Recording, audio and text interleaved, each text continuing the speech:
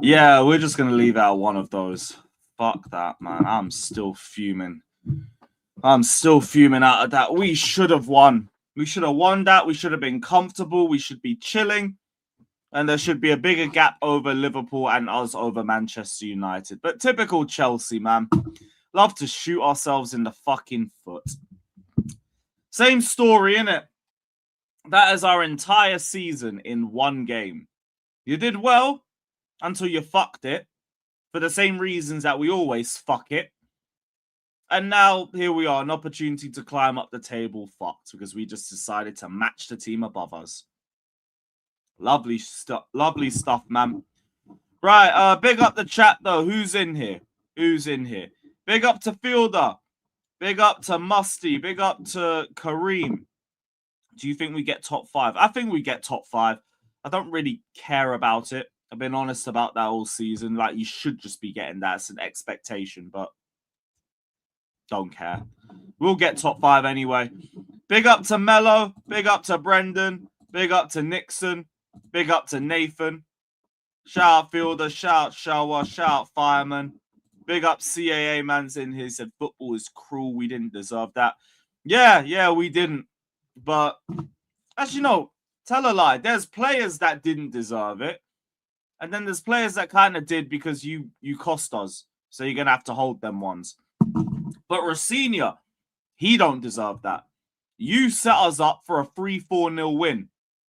And what do you get? You get a little 2-2 draw because Palmer's missed from 4 yards. Caicedo's given away a shit penalty. And then our centre-backs have just shat the bed immediately after that moment. Love. Who else is in here? Big up Pierre. Shout out Pierre, my G. Hope you're good. Ali Razor, big up. Big up Mazakar. That's a name I ain't heard in ages. That is a proper fucking throwback, man. Big up Broski. Big up Valencia. Big up Ali. I want to become a content creator. Consistency, and it's also like, it kind of depends on who you know as well at this point because of how oversaturated YouTube is. But yeah, anyone can do it. You just gotta be doing it for the love of the game, not to try and get any monetary value out of it. And then hopefully, God willing, the monetization comes from it. But big up anyway, my G. Big up Guna. Yeah, cool. That's gonna be gone very soon. But big up, man. There was another comment. He's 35% at fault. Fielder, let me know. What's the 35% for? What was he 35% at fault for? Because I can't find any blame with him. The way he set up the team was fine. The tactics were good. Putting Enzo on the left side, putting Gusto on the right side, it helped to stretch Leeds midfield, and that's why we were able to play the direct football that we were playing. Also, the football was great to watch. Players looked like they were enjoying their football. There was a lot of freedom. What was he at fault for, bro? I'm very lost. I don't really know what he was to blame for. Neto came on. He was good. Like, he put some good cross into the box. The lap didn't do much, but you threw a striker on. You took a midfielder off. You're trying to go for a goal. What did he do wrong? Genuinely, what did he do wrong? He subbed on Hato, but like, we have no other midfielders. Not signed Fofana. Fofana started the last 2 games. We know Fofana don't play 3 games in a week. Here we go. Neto on, Esteval off. That was it. I mean, look, we would have liked to see Esteval play 90, but Neto came on. He put some good crosses into the box. We can't say like that was an awful move from us. Josh playing the whole match. And, like, Chalobah, was it Chalobah for Fofana? I'm assuming it was Chalobah for Fofana. I just want to confirm.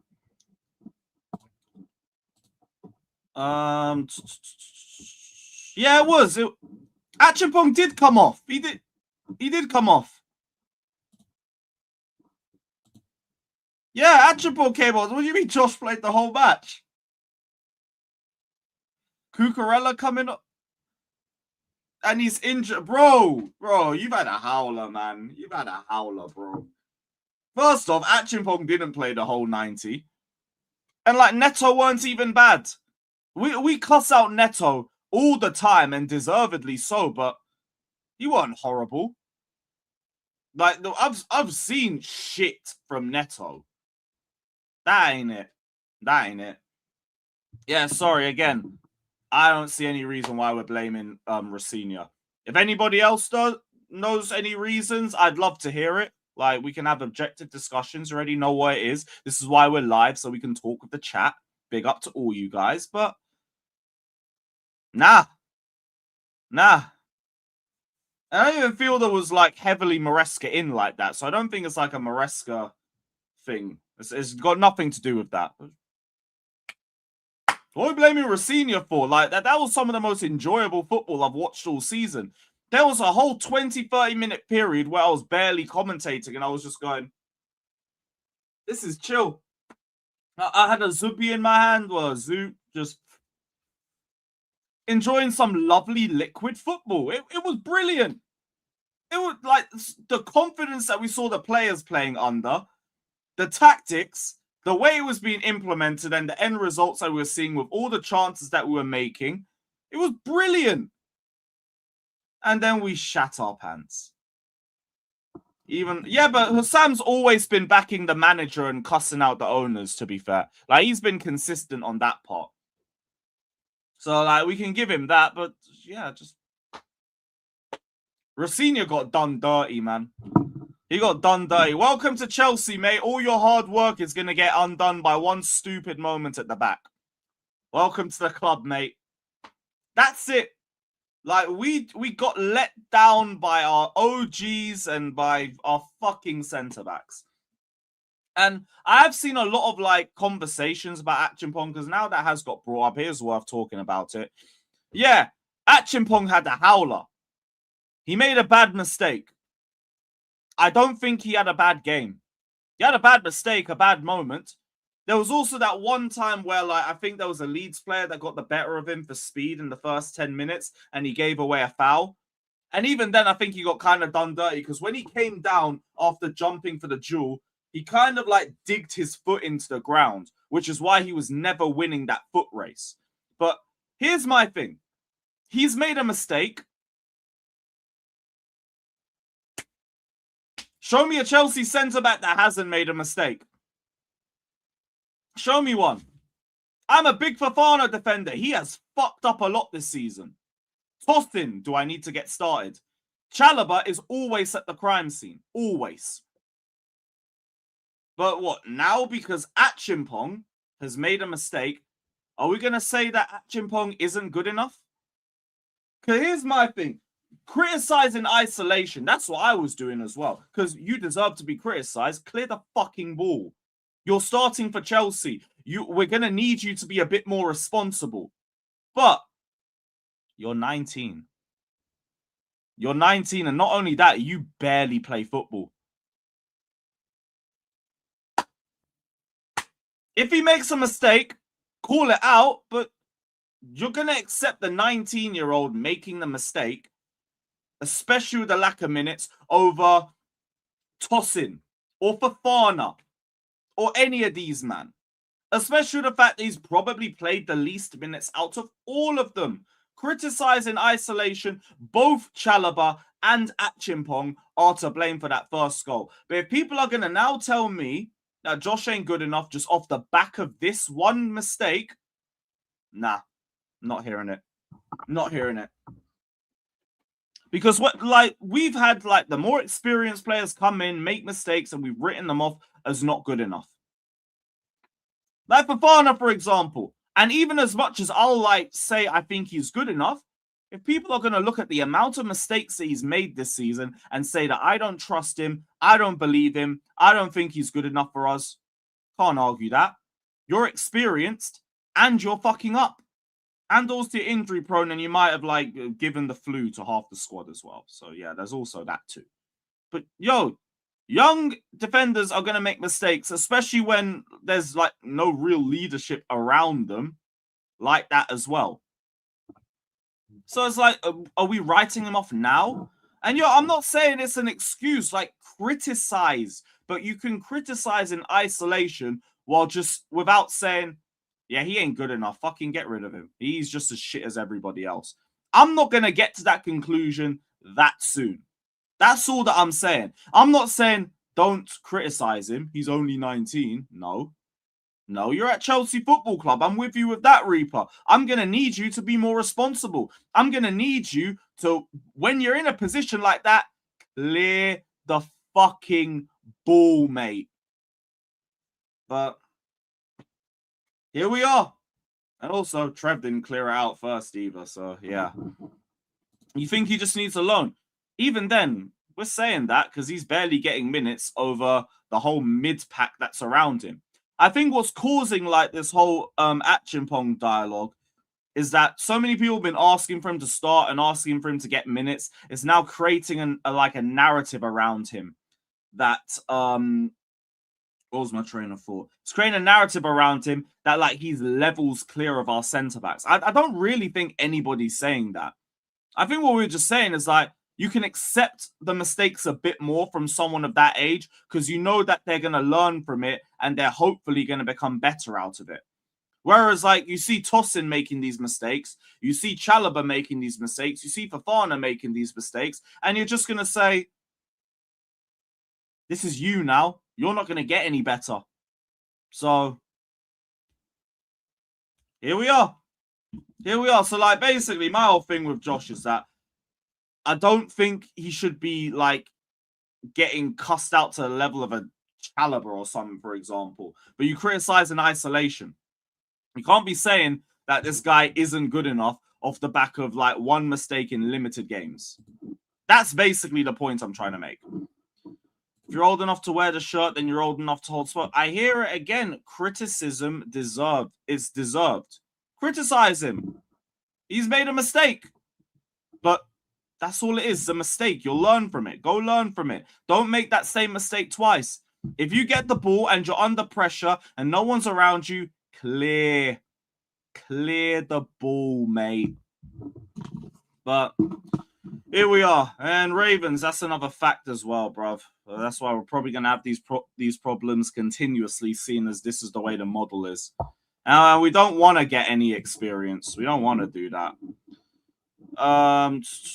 He really needs a loan. Yeah, but again, we're saying that because he's barely got minutes. I'm not saying that you're wrong. I'm saying that you're saying that because of the lack of minutes that he's got. Big up Reaper, man. Caicedo's let us down. Yeah.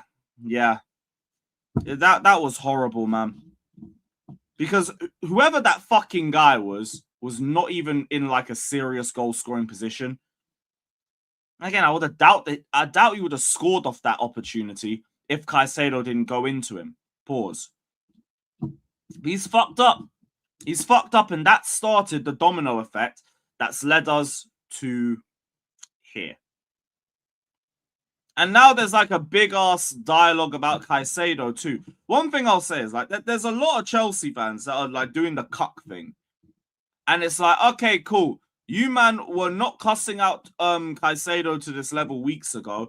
Now you're here trying to bring his name up with other rival players just because you're trying to get a few likes from rival fans. Don't do the cuck thing. Just criticize him and keep it stepping. Because if there's one player out of a couple that deserves credit in the bank, it is Caicedo. And you, man, are going to tell me that he's garbage or that he's dropped off a cliff. I don't even think Caicedo's dropped off a cliff. I've said in all my videos, I think the tackling's got a bit more rash. I think it's got a bit more late. Like, he's not timing them as well as before. Because I'm now going into, like, watch-alongs, and he's making very rash challenges. Like Palace, for example, I was worried he was going to get a second yellow card in that game. But all the other aspects of his game, I haven't seen a drop-off with him. I think the passing is still phenomenal. He nearly managed to get a redemption moment when he got the pass into Cole Palmer at the end of the game. And his passing has been phenomenal. Whenever he has a shot from range, he's testing the goalkeeper. Positional awareness, fine. He's doing his job. But the tackling, it's just a bit off. It's just a little bit off. And we know the amount of minutes that he's played over the last year or two. We know that his depth has been Asugo, made of paper mache. Lavia, made of paper mache. If the only thing that's dropped off has been his tackling, fair fucking play. Because if you were to tell me that Caicedo was going to have a drop-off around the Christmas period or the period where we're having a ton of minutes and games every 3 days, who's being shocked? Who's going to be shocked? Not me. Not me at all. And yes, that has been one bit of rest that he's had. Thank God he's had that. But the minutes that he has clocked up for this season and last season is still one of the highest in the squad, in spite of that. I'm sure he's going to be starting on Friday. What other midfielders do we have? Like, we're doing Caicedo, Enzo, and Santos. We're doing a 3-man midfield.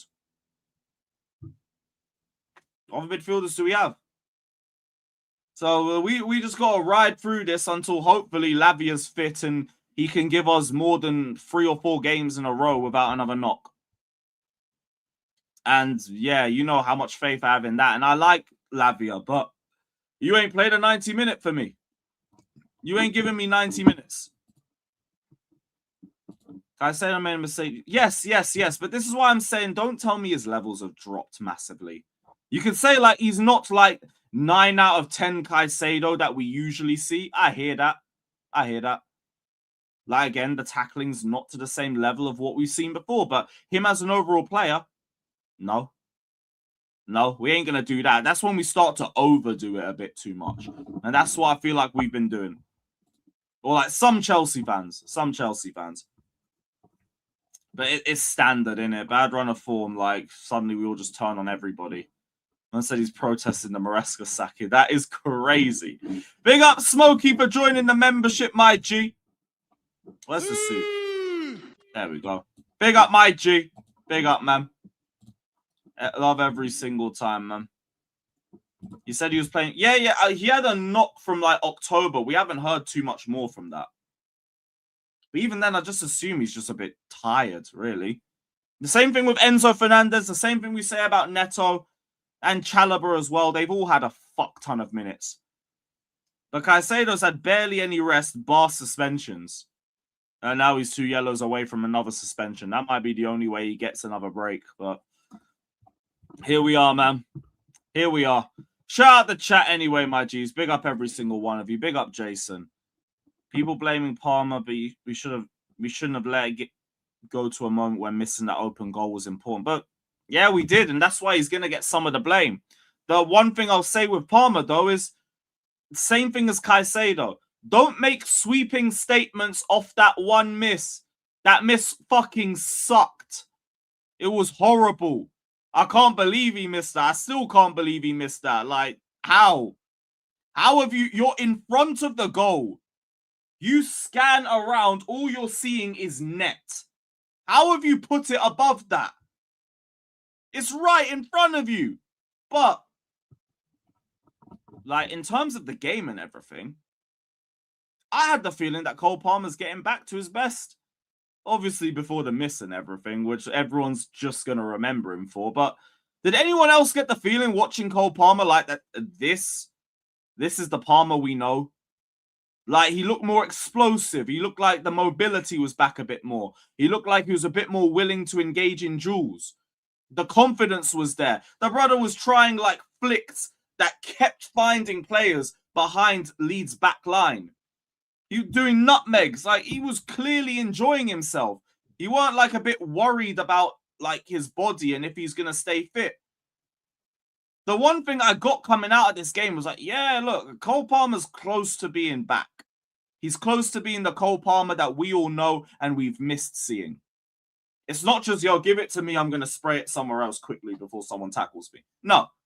He was getting involved. He was shielding the ball. He was getting involved in duels. He was pressing. This looked like the Cole Palmer of old. No one's going to remember that now. They're just going to remember the miss. And that's football. Is what it is. You're going to have to hold that one, unfortunately. But, yo, Cole Palmer's another one. We're not making sweeping statements on this. Brother is this close. He's this close to coming back properly. That is the closest thing I've seen to the Cole Palmer that we've known in ages. And again, it just don't mean nothing. It don't mean a damn thing now. It's a real shame. It's a real shame. Yeah, you guys seen it. You guys seen it. Well, I want to say 80, 85%, but I hear it. You've been his biggest hater this season, but last night, yeah, you see it as well. I didn't know you were thinking like that, but fair enough, man. Fair enough. Yes, E, this is a bit concerning. Like, Hato is being brought on as midfield depth now. Although I guess, like, Reece is nearly back, so that'll be another midfield. All right, guys. That'll be another one to add. But, yeah, it's not looking good. Apparently, Rossignol had his whole press conference earlier. I haven't seen nothing from it. Did he say anything about Reece? Yeah, he did have a presser.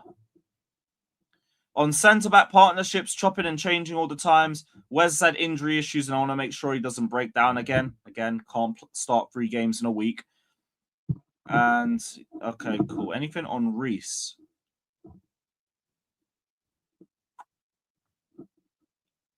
Mark, is too early to know. He's definitely out versus Hull. Damn. Reece trained modified. He's still under the weather. We'll make a decision on Reece tomorrow. Don't rush it. I wouldn't rush it. If he can't play, save him for Burnley and save him for the league matches. Big up Smokey, my G. Big up Lewis. Been a fan of the channel for a minute. Could I jump on the panel and give my opinion? Yes, you're going to need to have your camera on because it's your first time. But DM me on Twitter or Instagram and we'll throw you the link. That's calm. Start Lavia. Is Lavia even training with the squad? I heard he's only just training, but I don't think he's training with anyone. So, no. You're not going to see that. You're definitely not. It is a Sugo back in training. He's injured, but again, conspiracy theory. I don't blame you for having a conspiracy theory, but we got nothing to go off with that one. Someone came into the chat with that yesterday. We don't know that. We're making a guess. He's overlapped a couple times. Now he's injured again. It makes sense in our mind. Is that the truth or is that just something we guessed? I think it's a guess. Lavia's been with the squad since before West Ham. Oh, well, fair enough then. Well, if he's able to play, fucking play him. Give Caicedo some rest, for goodness sake. But then again, you're also thinking about Enzo. Enzo needs some rest too. It is just bleak. It is just bleak. Cole is slowly hitting form just in time for this top. Yep, completely agree.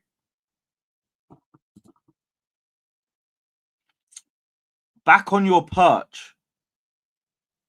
See, this is how I know you're too young of a United fan to be talking this much nonsense. You're saying back on your perch.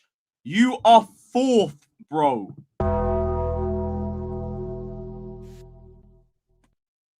You're 4th in the league. You're not even top. You're not even 3rd. Back on our perch. Bro, if we won this game, I wouldn't be doing, yeah, we're back over United. I don't care about top 4, man. You can't be running standards as a United fan and then bigging up, oh, we're back on our perch 4th. Own goal, broski. Big up touchline. But fucking, what an own goal, man. Yeesh. Back on our perch. You are 4th. You are 4th. About back on our perch.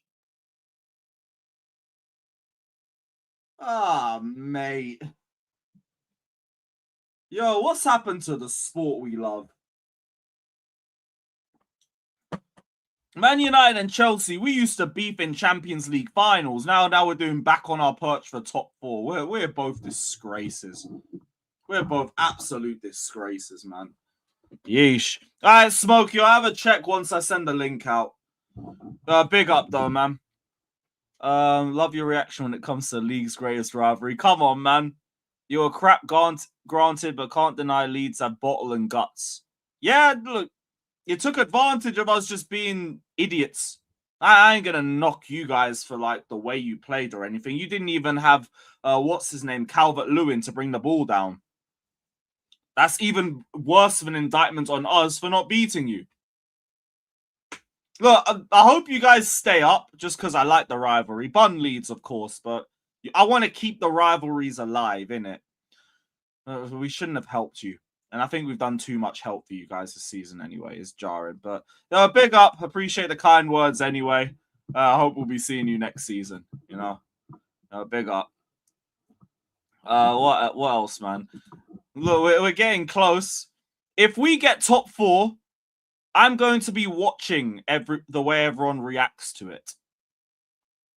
Because I want to see how we react to getting top 4. Because last season, cool, I got the celebrations and everything. It's about progressing the team. The road to actually being back on our perch, which is top of the league. We have not continued to progress. We have stagnated. We're now back in a top 4 race. No, it's not the same. It's not the same. If we get top 4, I am not celebrating. I am not moved. I'm keeping a straight face. Don't care. I don't care about top 4. Win me a cup and move on. Because bar that, this season sucks. This season's been fucking horrible, man. And it's all been so obvious. Why? Because Maresca came out in the summer and said, get me a centre-back. And even under a senior, we're still dying of not going in for those centre-backs. This is a joke, man. We're progressing, getting better, and already identifying top tier. Yeah, bro, I heard all the same stuff last year with our club. Look, when you get to the top of the table or competing for all of that, then I hear it. I hear it. Man said you've never had a perch. Before Roman, you weren't alive. You were swimming in your dad's ball bag, bro. What are you doing, man? I'll hear this from like Flawless or something. Or someone who's actually been there through that time to know what the perch is. You proved yourself wrong when you said we're back on our perch and you're 4th. Shame. Have shame.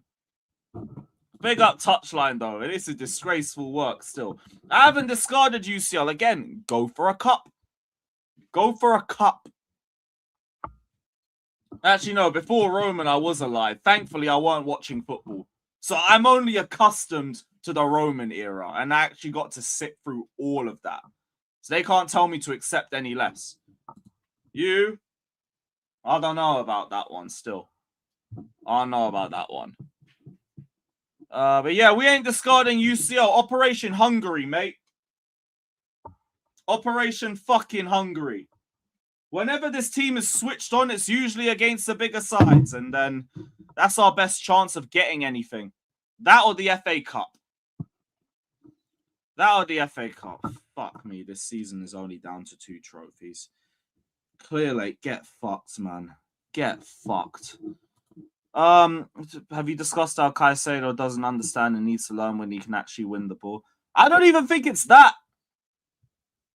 I just think like he's just got a bit late with his tackles recently. We're not gonna act like he doesn't know when to actually win the ball. We've seen it enough times.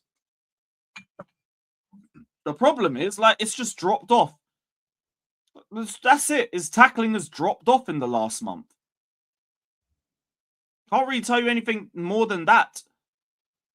But yeah, I'm not making too many sweeping statements on Caicedo. Unlike Chelsea, there is no one alive to see Man United's success. We won the league in 1911, the UCL in 68. Bro, but here's the thing, man. The them that can't sit through their best eras have to like ask people what it was like sitting through those eras. I don't have to do that. All I know is winning. All I know as a Chelsea fan is win, and keep winning. There's a reason why all these medals are behind my wall. I have seen all of them. I was even at a few of them.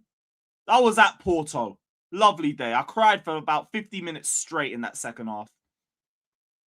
Nah, you 68, bro. What do you know about 68, man? Fucking hell, man. Come on, G. What is this? That's why you cannot ask me to expect any less. Fuck that. Top 4 is only acceptable when you have a squad that's never done it before. Like the shit that we had last season. They won't be winning anymore. We've already been winning. What about you guys? I could say the same thing for you. Certain man lost the final to Tottenham last year. It's all mad. It's all mad. Caicedo doesn't... No. We're not going to do that. Caicedo's tackling has just dropped off. It's just dropped off. I'm not going to say he doesn't trust the back line. If anybody doesn't trust their back line, it's probably this guy. This guy. I will keep maintaining this. He has been robbed of a golden glove by his centre-backs. This brother has been robbed. Every single time this guy is this close to a clean sheet, someone is fucking it up for him. It's actually mad that over the last year it's gone from the centre-backs are being ruined by Sanchez to it just being the other way round. And people might not like to hear it. I saw Arsenal fans say, what are you talking about? You've conceded 50 goals and you're talking about a title charge. I mean, a golden glove charge. Raya is 3 clean sheets away. What are you talking about? West Ham, Crystal Palace, Wolves, just in the last month, would have him level. So, what are we talking about? Bro, we're doing Chelsea, man. I ain't asked to do Chelsea v United. That's long. That's fucking long. I'm sending a link out to my Chelsea guys still. Shout out Catch as well in the chat. Daniel, it's forced my hand. It's genuinely forced my hand. The amount of stupid, comical goals that I have seen conceded this season.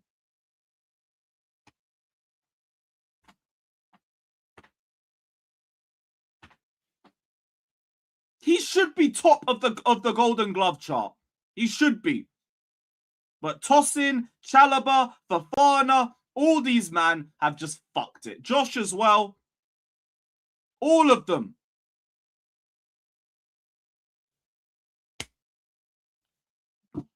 It's a joke. I said him too. Bro, Sanchez's mistakes have been United red card and Arsenal. I don't remember him being directly responsible for any other... And even the Arsenal game was the cup. It weren't even the Prem. So, what other goals? What other goals?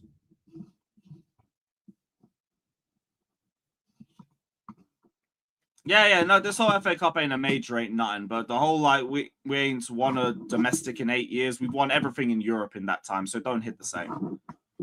Man said, why I'm... Yo, I think I still got it, you know? I might have to start wearing that at this point. Where is that shit? There it is.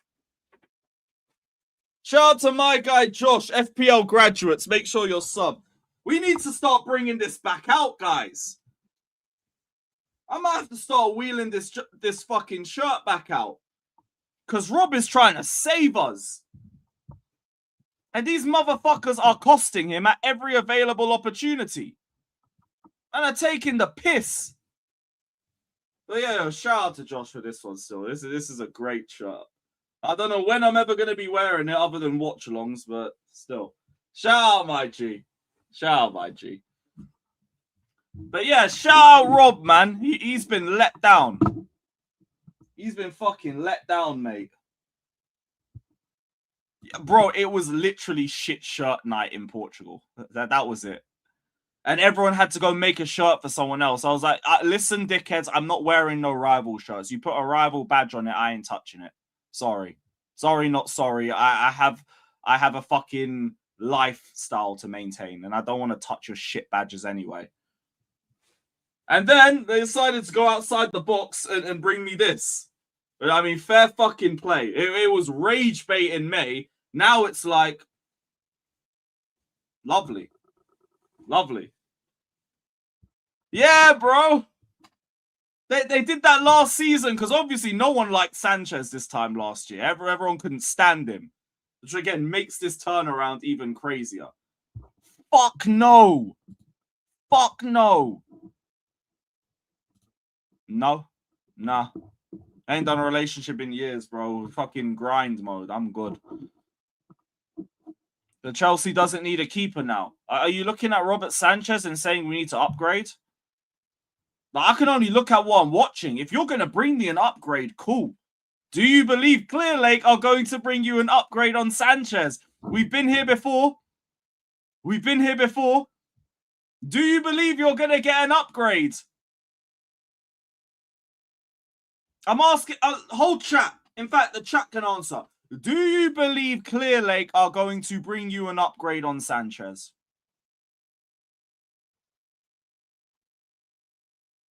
Do you? I don't. I don't.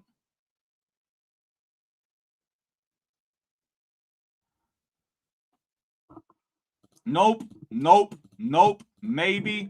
Nope. Nope. There's one yes. Nope.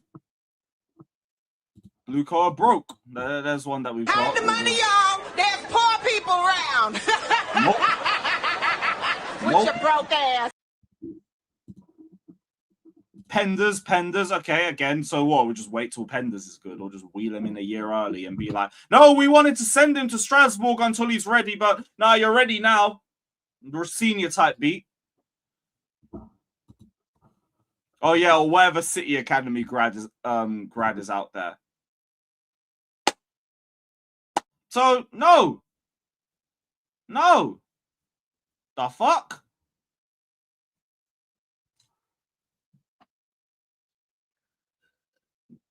Think I trust these sporting directors with anything, man. Fuck that. Fuck that. Look, Penders is what the succession plan will be. We all know this. We all know that. But he ain't ready yet. Like, I ain't heard things about Penders about how he's ready to make the next step up. I ain't heard nothing. Start of the season, I was hearing he's making bozo moments. I mean, and last year it was meant to be Petrovic, and then look, Petrovic has gone to Bournemouth. I ain't heard nothing good from him. Last season. Do I need to explain the difference? What is the difference? Like 8 months? I'm not going to be an agenda merchant. Robert Sanchez has been brilliant this season. Couple of odd games.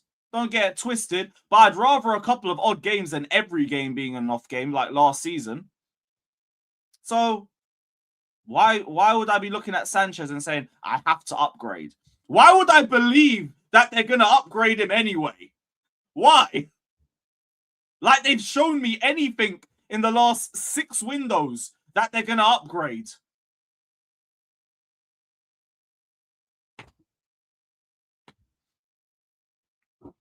Limbusen hate Chalobah. I haven't even seen Chalobah get crazy hate recently. Compared to fucking what he was getting in September, they were putting his fucking face on Axel Ruda Cabana's body and shit like that. He was getting the Graham Potter at West Ham treatment. That's how, bro. I wish I was getting paid. The fuck, I wish I was getting paid. Yeah, the squad ain't good enough to win the league, bro. Yo, we've got there, Sultan. Come on, man. This ain't November anymore. Like, this squad has beaten it out of me. Yeah, it ain't good enough to win the league. Fine. Look at these centre-backs, man. Yeah, fuck it. It was a lovely dream, but those centre-backs just killed my dream. Love. Oh, no, not the centre-backs. Let me not even give them the credit. I'll give you lot the credit. You're the ones that fucked it up. Dickheads. Fucking jokes. I spoke about Palmer's miss. Yeah, horrible miss. He had a great game, though. That was the first game where I thought Cole Palmer's actually back. And then he missed from about 4 yards. Lovely. The duality of football, guys. Fucking ridiculous. No, the season's still long. You gotta go win a trophy, mate. Then we'll talk. Right now, Declan Rice only has achievements for West Ham. We're not hearing it, mate. But big up, though. Big up. I ain't doing like results-based analysis.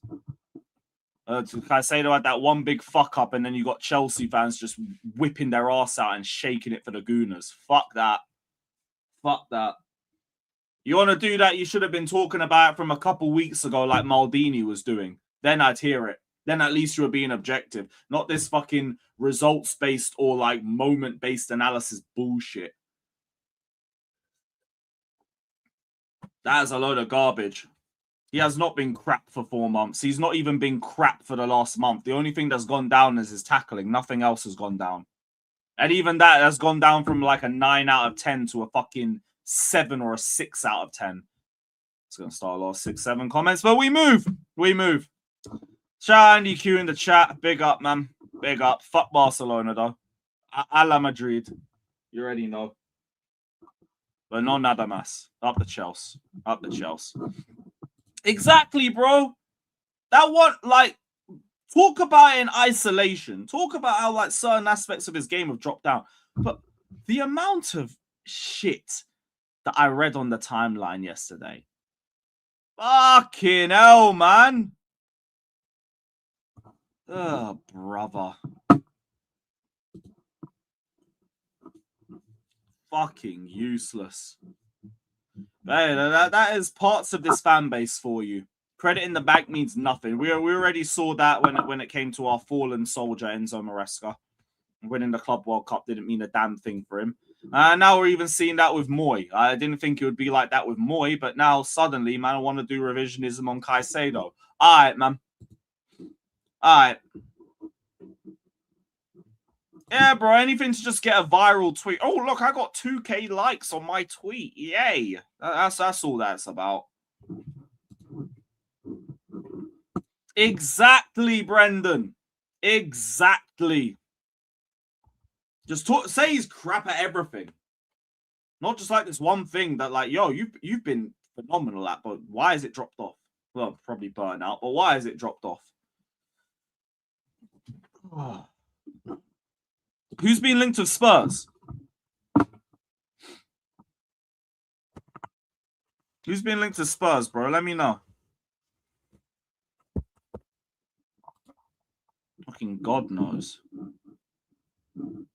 Oh, if you're talking about Tobes, I don't even... No, who's even fucking listening, man? Maresca? Yeah, no way. What kind of fucking Bandulu sauce is this, man? Let me guess. Is it indie? Is it indie?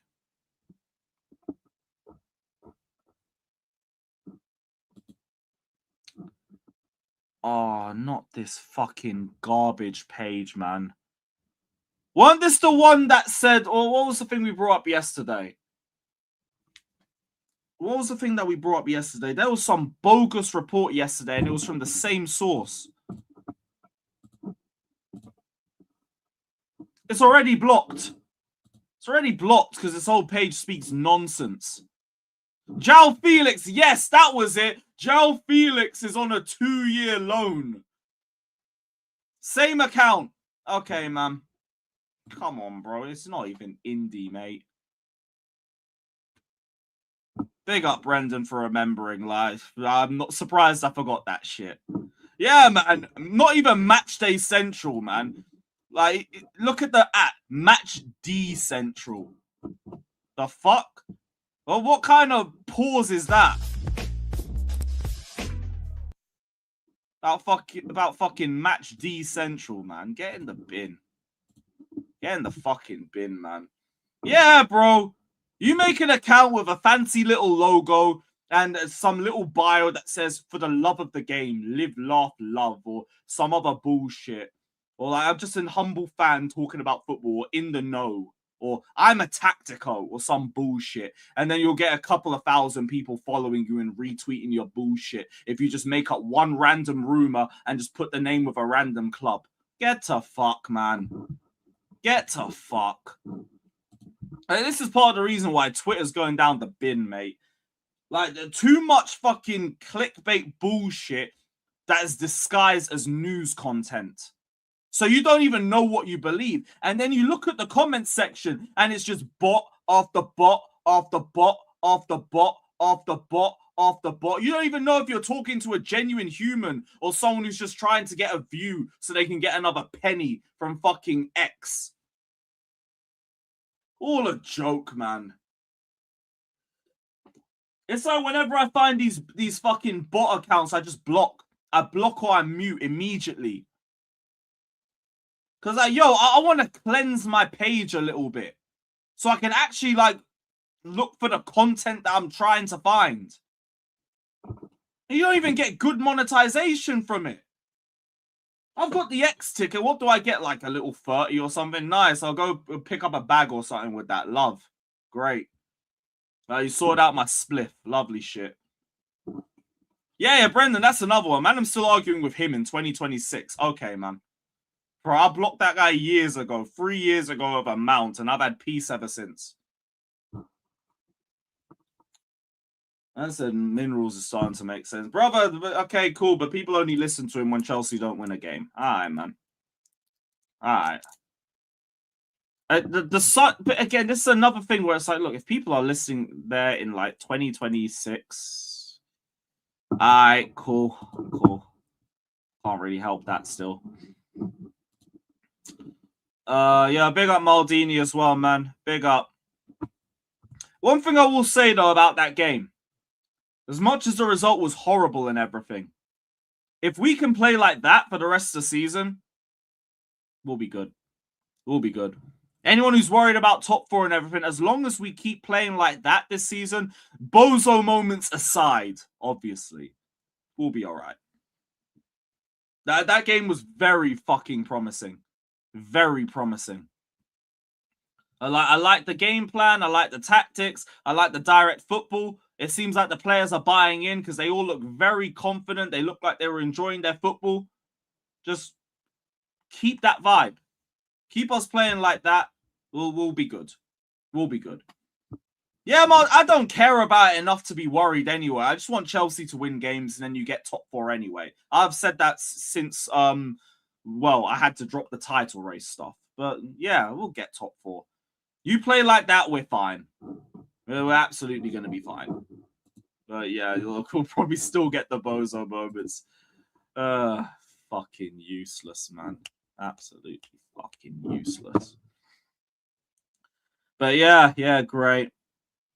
Yeah, Mazaka, but I wanted us to go for the league because the league is shit. But yeah, centre-backs. Fucking centre-backs, man. It's just a headache. It's just a straight headache. No, don't say that to all Chelsea fans, though. Some are thinking the same thing. Yeah, look, I hear all of that, but it's just a bare minimum requirement, innit? I can't be asked to get invested for it, especially after last season. Last season, for me personally, was the most stressed I ever was about top four because of all the briefings that we got about how important the window was going to be based off us getting top four. And look at the shit that they gave us. Now I just don't care. I don't care. Go get top four because we're expected to get it. And like, I'll enjoy the away days that I'm going to get from it. Maybe we get Ajax. Maybe we get to go to fucking Holland or something like that. I don't care. Yeah, and Ravens, we know this too. We know this as well. We're not that far off, which is why I'm so infuriated. Just had to go fucking buy a centre-back. Even with the mids that we have up front, we would have been okay if our back line was solid enough. Look at the groomers. They ain't even got a good forward line. But their back line is good enough, and that's why they're going for the league. Meanwhile, what do?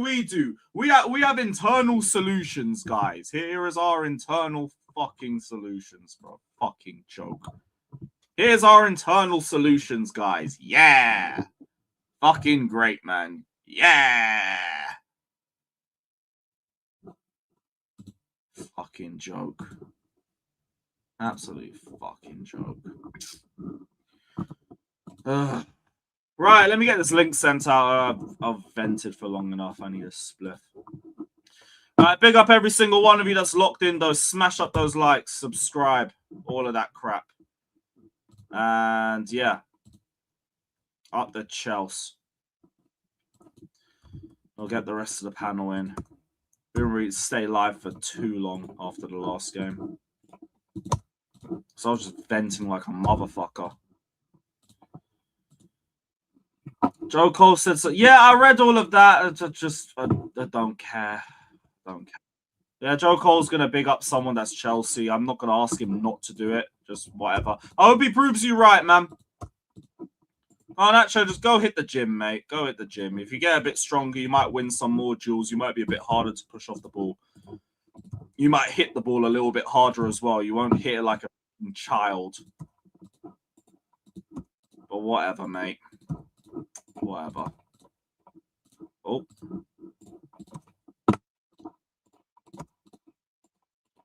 Nearly done.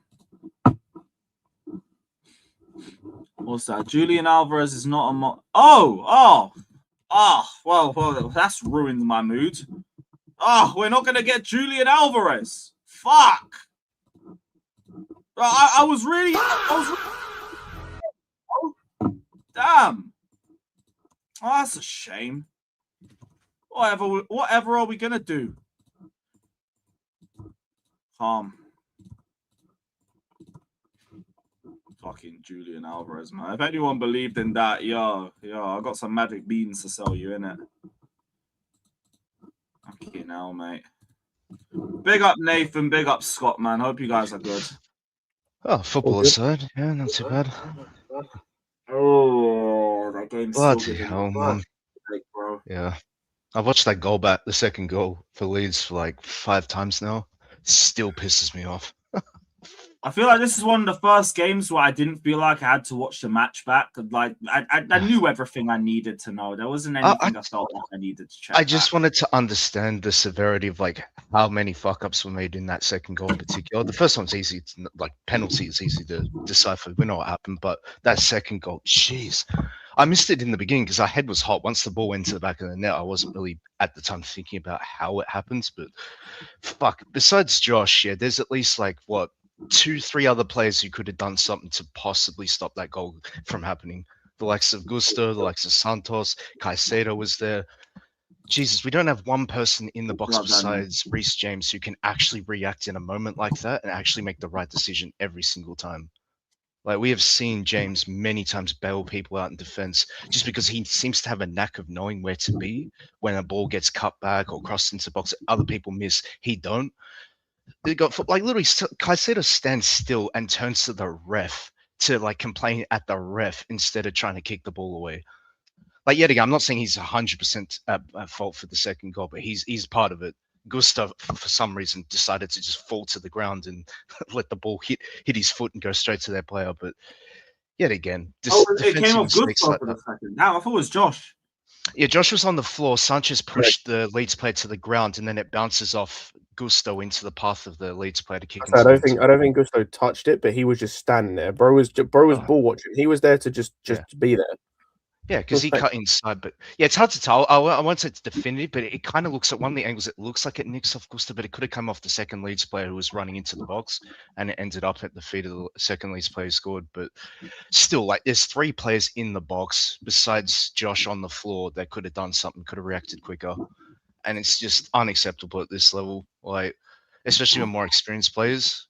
Just once you get into that position to potentially recover the situation, do something about it. Just kick it out for a corner, even if you have to. But we just have players that just can't think straight in situations like that. Yeah, the momentum shifted after they got their first goal after the pen, but there's no scenario where that should have resulted in a 2-2. There is not. Like, that just comes down to mentality and just not reading the situation. That's just too many times it's happened before. Far too many times. I can't really explain. I know that's a good question. That's what I want to ask you guys. At what point does the whole like these players have played too much, they need rest? At what point does that become like a tiresome like comment to make? Like, I get it. I know the reason behind it, right? It's true. Players are tired, can lead to complacency. It's going to be tiresome all season because you feel like you're just repeating yourself. I feel like that all the time when I'm talking about centre backs and internal solutions and the summer transfer. We've been complaining about windows for nearly 3 years now. But that's the situation we put ourselves in because we didn't handle the window and we knew these players were going to have a lot of minutes if we didn't do that. Mm-hmm. That's what I mean, because like I hate it when people say, "Oh, you're just using it as an excuse when you say Caicedo's tired, needs a rest, Enzo's tired, needs a rest, Kukure's tired, needs a rest." That's why they're making mistakes in these games. They're obviously fit enough to start, right? So they're fit enough to play. But yeah, we know, like especially some of us who played football before. Yeah, at some point, mental fatigue will lead to complacency and poor decision making. It's just human nature. That's how it goes, right? But I wrestle with this internally, just saying, "Oh, well, it's because he hasn't had enough rest. That's why he did this mistake in this moment in the game." Like, Are you talking about Caicedo? yeah, particularly my. No, that's not a rest thing. Like, I'm not. Right. This is why I don't like doing, and I don't like having a conversation about like the whole rest thing, because that's not a he's played too much, he hasn't had enough rest. That was just it's a lapse in concentration. It's just a stupid moment for the penalty, and then him not really dealing with them. Like, it's just two stupid moments in a game where he was very good otherwise. Like, that's all it is, and it's similar to Josh in a sense of rest of the game. I thought he was decent. Like, they didn't create nothing. It's just in one moment he just has a lapse of judgment. Instead of trying to get Sanchez to claim the ball, he should just claim it. But I think some of that is the fact he's a young player, and young players do that. They don't think in that moment to just clear it. They're thinking, let the goalkeeper come and claim it. Because I guarantee you, probably Sarr and Xhaka and Huijsen and players like that, where they're young, do the same thing. Just because they're not. Scott, that's literally all I was saying yesterday, and the fan base was like, "Why are you protecting Josh?" I'm like, I'm not. I'm trying to tell you guys. I'm trying to tell you guys. I'm so glad I wasn't on the stream yesterday. I'm trying to tell you guys that any young center back, this is how I view all of them. They're all going to do that. They're all going to make. Maybe it's not that mistake, because I even saw Santos that everybody's praising now. Didn't he make that kind of crucial mistake against Brighton?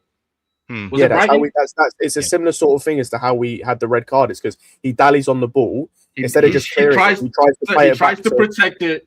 He tries to protect it and then play it back when either you play it back first time, which he's doing now, right? He's his first time passes. That's what he's learned from that. I expect things like that from younger players, and they're supposed to get better. But that's what. And the only reason people don't understand it, the only reason that I'm saying keep playing the young players, it's not because I think they're of the level to start yet. It's because of who else is playing. If I end the season right with Tosin or Chalobah or Badiashile having played 2,000 minutes, that does zero for me. It does nothing. I don't get anything from that. The best I do is get some money after I sell them, right? Yeah. Because they're not going to stay at Chelsea. They're not going to help me moving forward. It's pointless. But if Josh's errors or whatever, it's just so much more than these guys. And obviously, play those guys. Don't play Josh. But it's not. Fofana made like 5 errors in a row. Yeah, Fofana's made many mistakes in the past. All I'm saying about that, and this is what I'm saying, Daniel, and it's like you said, the issue I have with the way people have gone at Josh, because I'm not saying he's not blameless, he is, right? But the way people have gone at him, you would not believe, or you would not think that that's his first start at centre back in any competition in just over 3 months. Yep. So like, even like you mentioned Santos, right? The reason why Santos now, part of the reason why Santos now isn't making the same mistakes he made against Brighton is because he's given time to learn to not make those mistakes. And one of the things we've seen that he's learned is the passing. His passing has been his weakest attribute since he's been at the club when he's played.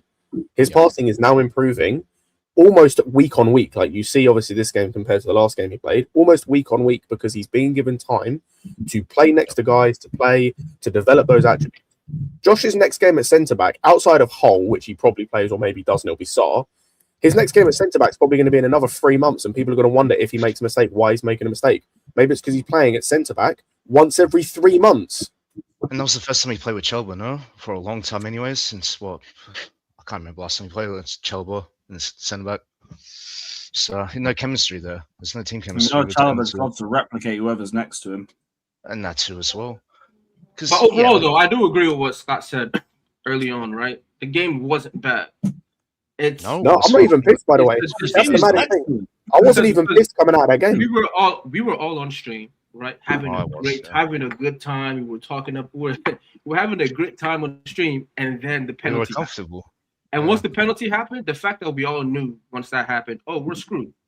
that's something deeper than these players just aren't good enough or this isn't. There's a level of professionalism and experience that they need to have in not making those kind of errors. And if you do make those kind of errors, banding together as a team to make sure you don't lose it, you don't fuck it up. You know what I'm saying? Yep. That's just the way I see it. So I mean, we had some players have some really good games. They can take that moving forward. I think that's good for us. It's just disappointing that we couldn't close it out. That's what is annoying as hell about the whole And game. that's the debate, and it's the blame the defense versus blame the attack, because we had chances to kill the game off. The attack didn't do their job, or certain players in the attack didn't do their job, and obviously our defense did what Caicedo plus defense did what they did to throw the game away. So obviously Palmer had plenty of chances first half, second half that miss. This is a different story. It's like a 3-2, 4-2 game, but we're sitting here 2-2. So and Daniel's right. And the maddest thing is like coming away from that game, of everyone that played, and I'm talking to subs as well, I legit think there were 2 poor performances. And outside of that, I think everyone else at least contributed something, right? Even guys I don't rate, like Pedro Neto as an example, he still doesn't beat his guy in a dribble. His crossing was excellent. The crosses he was putting in were actually really good. That one to the far post that no one was at, like man. it was actually a weapon. Like even though again, I mean, he's not like, I think he sucks as a player, and he still can't beat guys on a dribble. I know that. The thing that he came on and contribute was the crossing, which we should have taken. I just think a different tactical issue happened with Neto coming on, and I was saying it when he was coming on. Right, it's a give and take. Our control and our dominance for the whole game came down the midfield, right? The center of the pitch, right? With those guys, they were combining with João Pedro, with Palma, all these guys. We maintained our dominance over them most of the game based on that, right? Even up until the goal, they weren't doing anything. It was all us in terms of creation, whatever it is. But once those subs were made to bring the winger on, right? It then became a pass to Neto and Neto cross. That became the game. The game stopped being about the control that we had in the midfield and us keeping the ball and us creating chances through the middle, because we created so many chances before. It's not like it's when Neto came on that we started creating chances.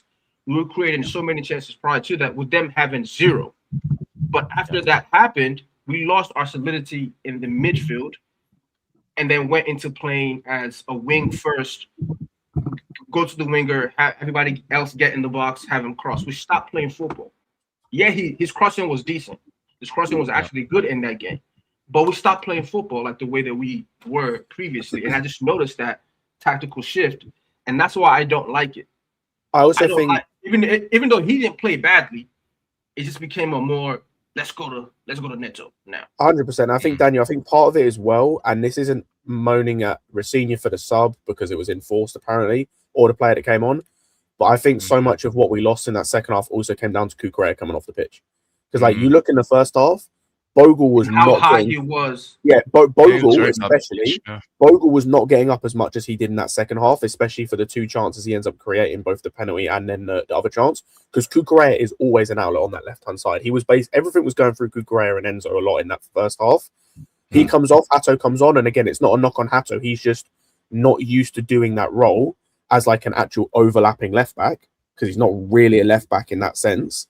And so outside of that one attack he got in the box where he fucked the touch up, and then the chance he gets on the right-hand side, it's not even on the left-hand side, the cross he puts in, he didn't really do much going forward, again, because he's not used to it. That meant Bogle had more chance to get forward and cause us issues down that side. Yeah, I think it was Cucurella, and to me, I definitely agree with that, because I saw that as well, right? Cucurella high up off the left. Once he was gone, he wasn't high up off the left anymore, right? Before they even made the sub to bring somebody else in, it was Palmer who went off the left now, right? So Palmer drifted more left. Enzo went into Santos's role, right? And I think that just it threw it all off. And I keep talking about this team being a team where we're a rhythm-based team, right? If you throw the rhythm off, it's cooked. Yeah, that's just unfortunately. If the rhythm is right, we rank shot a lot of teams. We've seen us do it. But if you change it up a little bit, like yeah, they can work playing this way, but when you change it and you say, okay, let me go to this other system where let me do it this way. Yeah, and someone in the chat saying, yo, we created just as many chances when Neto came on. Well, not just as many chances, but we did create chances. No, The issue with that chances. is now off that left side when we were solid, we were completely weak because the defensive play on that left side is now who? It's Enzo. It's Enzo with Hato, right? It's not Cucurella and Santos with Enzo as well because he's off the left, but he's higher up. So then you have three guys helping in that area. One, keep the ball, but also protecting that area and covering that area, right? Yeah. Those changes messed all that up. Cucurella's gone, so you don't. I mean, you have Hato who wasn't pushing up as high, try to invert a lot more. But even when he did push high, he had some really good chances, right? Where he should have something should have happened there, but he wasn't doing that. Enzo isn't the defensive presence. Santos is, and then Palma obviously isn't a defensive presence. Enzo is on that left side too. So it just, I feel like that I didn't like it for those reasons, right? So that's what I would say the manager next time shouldn't gamble on. But if it was forced, if Cucurella had to come off, then he had to come off, right? It is what it is. Yeah, that's why I don't. Because initially I was a bit annoyed, but apparently there was an issue with his hamstring. It's like I completely understand he had to come off. There's no one else you can bring on unless you put Neto at left back, which I guess, but that would have been really weird. So I understand it. It's just that was just a bit annoying because I thought that did take away some of the pressure we were able to apply to Leeds. Yeah. You know what? It's very simple. It's not even about that. We dominated them for 60 plus minutes, and we allowed 6 minutes to go to our heads. Can you hear me? Very simple. Yeah, very you, bro. What's up, man? Very simple what the game is yesterday. We dominated them for 60 plus minutes, and we let 6 minutes go to our heads. That's what it was. And our defenders refused. Our defenders allow the balls to bounce. When you are second ball, whenever you play football, you attack the ball. You never allow it to bounce. You never allow it to bounce whatsoever because anything can happen. Even if you head the ball and it goes right up in the air, it doesn't matter. At least it's doing something. If you head it out for a corner, I'd rather you do that. I'd rather you head it out for a throw-in. You never let the ball bounce. Never, ever let the ball bounce. I don't care what age you are taught from the day you start football defending, you never allow it to bounce like that. And then they gave him a penalty, they gave him impetus, and someone should have been there. As soon as they scored that penalty, there should have been a little huddle right before kickoff and saying, right, the next 5-10 minutes, they're up. We need to take the sting out of the game. That means we need to just sacrifice our game a little bit and just start hoofing the ball, whatever. Just get the ball away no matter what is. All this rubbish passing from the back. Just take this thing out of the game, take their momentum away, and then we can press on. But no one does that. No one steps up and does that. They all lose their heads at the same time. And it's depressing. That's what it was. Yesterday, but before they scored that penalty, it was probably one of our best performances of the season. It was. Yeah, I think Agreed. before, I think RSM might have said on the stream I was on yesterday, before that penalty, they created 0.01 XG, I think, or something. Comfortable. And this is why, by the way, going back to the discussion we had earlier, this is why I'm not hearing the bullshit of, like, because I've seen it online and people want to do this stuff of, like, oh, our centre-backs or defence was shaky or, like, Josh was shaky. No, we literally did not concede a chance until the penalty. And it's two lapses in target. Yeah, it's two lapses in concentration is all it is in a game of 90 minutes. That's all it was. That's what I'm saying. I was praising Chalobah before the penalty and stuff. I said he's having quite a good game, right? And then he just does. And this is it, guys. Chalobah is not he's 26, by the way, guys. Chalobah is 26 years old, right? This is it for Chalobah. There's no ceiling. It's a bungalow. That's what it is, right? He's a basement player. There's no room for improvement. He is the side centre back. He's not a leader. Yeah. That's why I feel sorry for Josh. I feel sorry for Josh because he's being led by beta centre backs. Yeah. They're all beta centre backs. One of them. That's one thing about judging him the same, eh? It's the Bozo gene. The Bozo gene. One of them should have verbally taken everyone by the throat and go, we're not letting this lead slip. We've played too well to let this lead slip. We are not doing this. No one took it. You got your captain Enzo on the pitch. Well, why one took it. is he the captain Yeah, no, for? You and know I what I think mean? Andrew, what you said there, by the way, with the thing of like the lapse in concentration, that is the difference ultimately between a good centre back, like a top four centre back, and the And top elite. centre back. Because I'm gonna be honest, when is the last time you saw Gabriel or Saliba make that kind of error in that moment of the game? Very little. happens- Very little. It happens rarely, if ever. Like I can Rarely. think of the Gabriel one against Newcastle. Guess what? He scored the winner, so it doesn't matter. So like And you know what? Do you know they're what top everyone's going centre to- backs, and that's the difference. Is you can go 60, 70 minutes without conceding, but you need to be on point, concentrating for the whole match. Otherwise, you have those moments. Can I just say that second goal? Whatever you want to say about it, whether it's handball or not, it doesn't matter. I think we give away a penalty in that. Even if they don't score, I think Sanchez or whoever fouls. He pushed him to the floor. That could have been given He potentially, right? fouls him. Yeah. Why isn't Yeah. this is the problem? This is a problem, right? And this is not getting just on Sanchez for that moment. Fucking just come out and steamroll him, even if it's your own player. Just boot that ball away. True. Just That's boot true. it away. Just Yeah. boot it. I don't care if you have to if you injure one of your own players or yourself. Just boot. There's not enough bravery. That's what it is. No. There's not enough bravery in this team. Do you know what I mean? Mhm. There's not enough They all try to bravery. take responsibility. I hear that, man. Yeah, There's they just also don't want arrogance it. as They don't well. want to take ownership. It's like if you ever worked in an admin office and you go on like a course, right? And you're with a bunch of strangers, and the course person goes, they ask a question, no one answers it. Have you ever noticed that? You're adults and no one answers it like that. Everyone's waiting for someone to do the first answer, and then they'll do the answer after that. It's like us here. No one you can point to, who's going to lead? Who's going to do this? No one does it. No one does Andrew, it are when you it comes saying to this. KPIs? Yes, exactly. Yeah.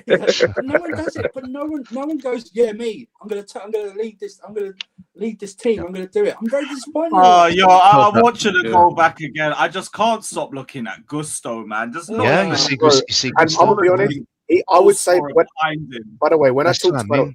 talked earlier about like a couple poor performances, he was one of the two, bro. Yeah, Like, he was he's fucking tragic, bro. Outside the back heel, which was nice at the end of the game, he's just shit. I'm sorry, like.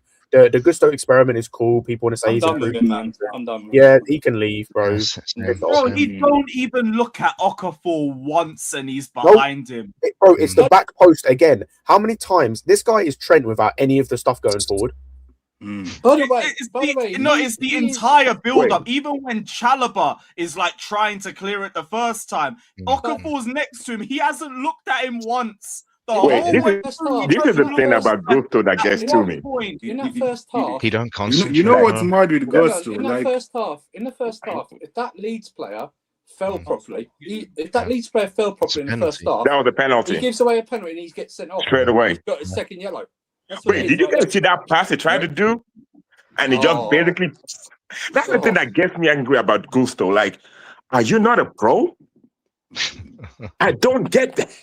He plays like he's not a pro. This is how many times in general, forget even just this game, have we spoke about Gusto at the back post? That's why I said he's Trent without the good stuff. But Lewis, that's why I said he's Trent defensively without any of the good stuff going forward. Because we as a fan base, as a collective in the Premier League, used to cook Trent for the back post stuff. Some of it was banter, but some of it was because he kept getting caught. Gusto is the same fucking player, bro. Andrew said it there. The penalty or the challenge. Like, again at the back post, bro, doesn't bother checking his blinders. He has tunnel vision. And my man just comes in and just like tries to clatter a dude. Terrible. Like, why is it any time you bring up any individual, someone's gonna tell you that the hate is forced? Who's hating? It's shit, bro. That's all it is. He's just shit. I ain't saying he's at fault for why we lost. Not lost, Drew. He's just shit. Yeah. And it's the same with the lap. He's the other one, by the way. I just want to touch on. He's cheeks as well. That's my biggest pet peeve with players is not that you have faults, right? If you're playing for Chelsea and year on year end, you have the same flaw. You never worked on it. And you're a defender. It's different if you're an attacker. Yeah, I'll give you a private example. Florian Malouda and Solomon Kalou. Flaw every single season. Players are running off you. I can't respect that. I can't respect it. You can't be Chelsea. See, here's the big difference, right? A top player playing for Chelsea. It's not like they have. Yeah, you have like some of the truly special ones, like Hazard, who can dribble anybody, right? But apart from him, everybody else just does the basics to The a foundation perfect level. skills are immaculate. Yeah. No, to like a perfect level. Where it's like, that's all it is. if they're gonna like, and that makes them. That's what being a top world class player is. These guys don't do anything to a consistent, semi-consistent level. Talk less of, oh no, like 8 games out of 10, he's gonna make the perfect. He's gonna track your run every single time. He's gonna make the perfect pass. Like, you think you concede 20 goals a season, 15 goals by not being perfect every single game? Yeah, you have to be. These guys aren't doing the basics well enough, and it gets to a point where. Like with Gusto, the reason I talked about him last year, right? Because I did feel like I already think he's brain dead and he's inverting. So you're trying to play a brain dead player like he's Philippe Lahm. He's not fucking Philippe Lahm. That is exactly the point I wanted to bring up. Treating him like that. Last season, the whole inverting thing with Gusto, I was like, maybe now that Maresca's gone and Rossini's coming and he's able to overlap again, we're going to be able to see the best of him. But he's still doing like the same dumb shit he was doing. I'll say, so Smokey, do you know what the funny thing is though? Like, he's doing the overlap thing now and he sucks at it, bro. Exactly, like, he hasn't even gotten better at. He hasn't been working his on it. technical ability hasn't improved. He hasn't been working on that. Stupid mistakes. All these years. Like, he worked on that 2 years ago. He stopped for a year. He's not good enough to do things like that. Mosey makes the point I was about to make to begin with. This brother, even with the overlapping thing, right? Because he's really good at, like, we know he can overlap and he's actually decent at it. He's got the engine to do it. We've seen in this game and the last game, he's overlapped in both. His crosses still suck. Like, he still can't cross for shit. His decision making is still arse, whether he's inverting or overlapping. Like, we're not going to forget the Cole Palmer being open in the box and my man decides to shoot from an angle. Yeah. Like, so whether he's inverting or overlapping, his IQ is still the same. And this is what I tried to say last season when people were giving him credit, or like not giving him credit, but trying to allow him because of the invert. And I was like, if you're inverting and you're getting certain things wrong in terms of positionally speaking, I understand. You were getting basics. You couldn't pass, you couldn't defend, you couldn't do the basics of football, whether you were inverting, overlapping, or anything. So that meant nothing to me. Yeah. And it's the same this season. So yeah, I'm glad to get rid of him. Either replace him with Josh if you think Josh is a right back going forward, or go and get someone else in, whether it's Doué from Strasbourg or someone else. The issue with Josh playing right back, his build is not for right back, like an attacking. That's fine. I'm just saying. The only reason I say that is because I think the conversation. I mean, for now, if you want to do it at the end of the season, no problem. But it's like it's like the only reason, Andrew, I say that is because I don't know what they see Josh as long term. Like, if they see him as a right back long term, if you see him as a right back long term, I'm fine with that. Just like build him towards that. Build him into being a right back long term where he can overlap comfortably, because I think that's his biggest issue. You know, like being able to overlap. But like, if that's the plan, right? If you think he's a right back, build him to be a right back. If you don't, if you think he's a centre back, I'm fine with that. I think he is as well. Then go and get a right back that's better than Gusto, and there's plenty of. Exactly. I just. Saying that though, we can criticise all the defensive players we want. We are just literally a side foot goal in from winning 3-2. That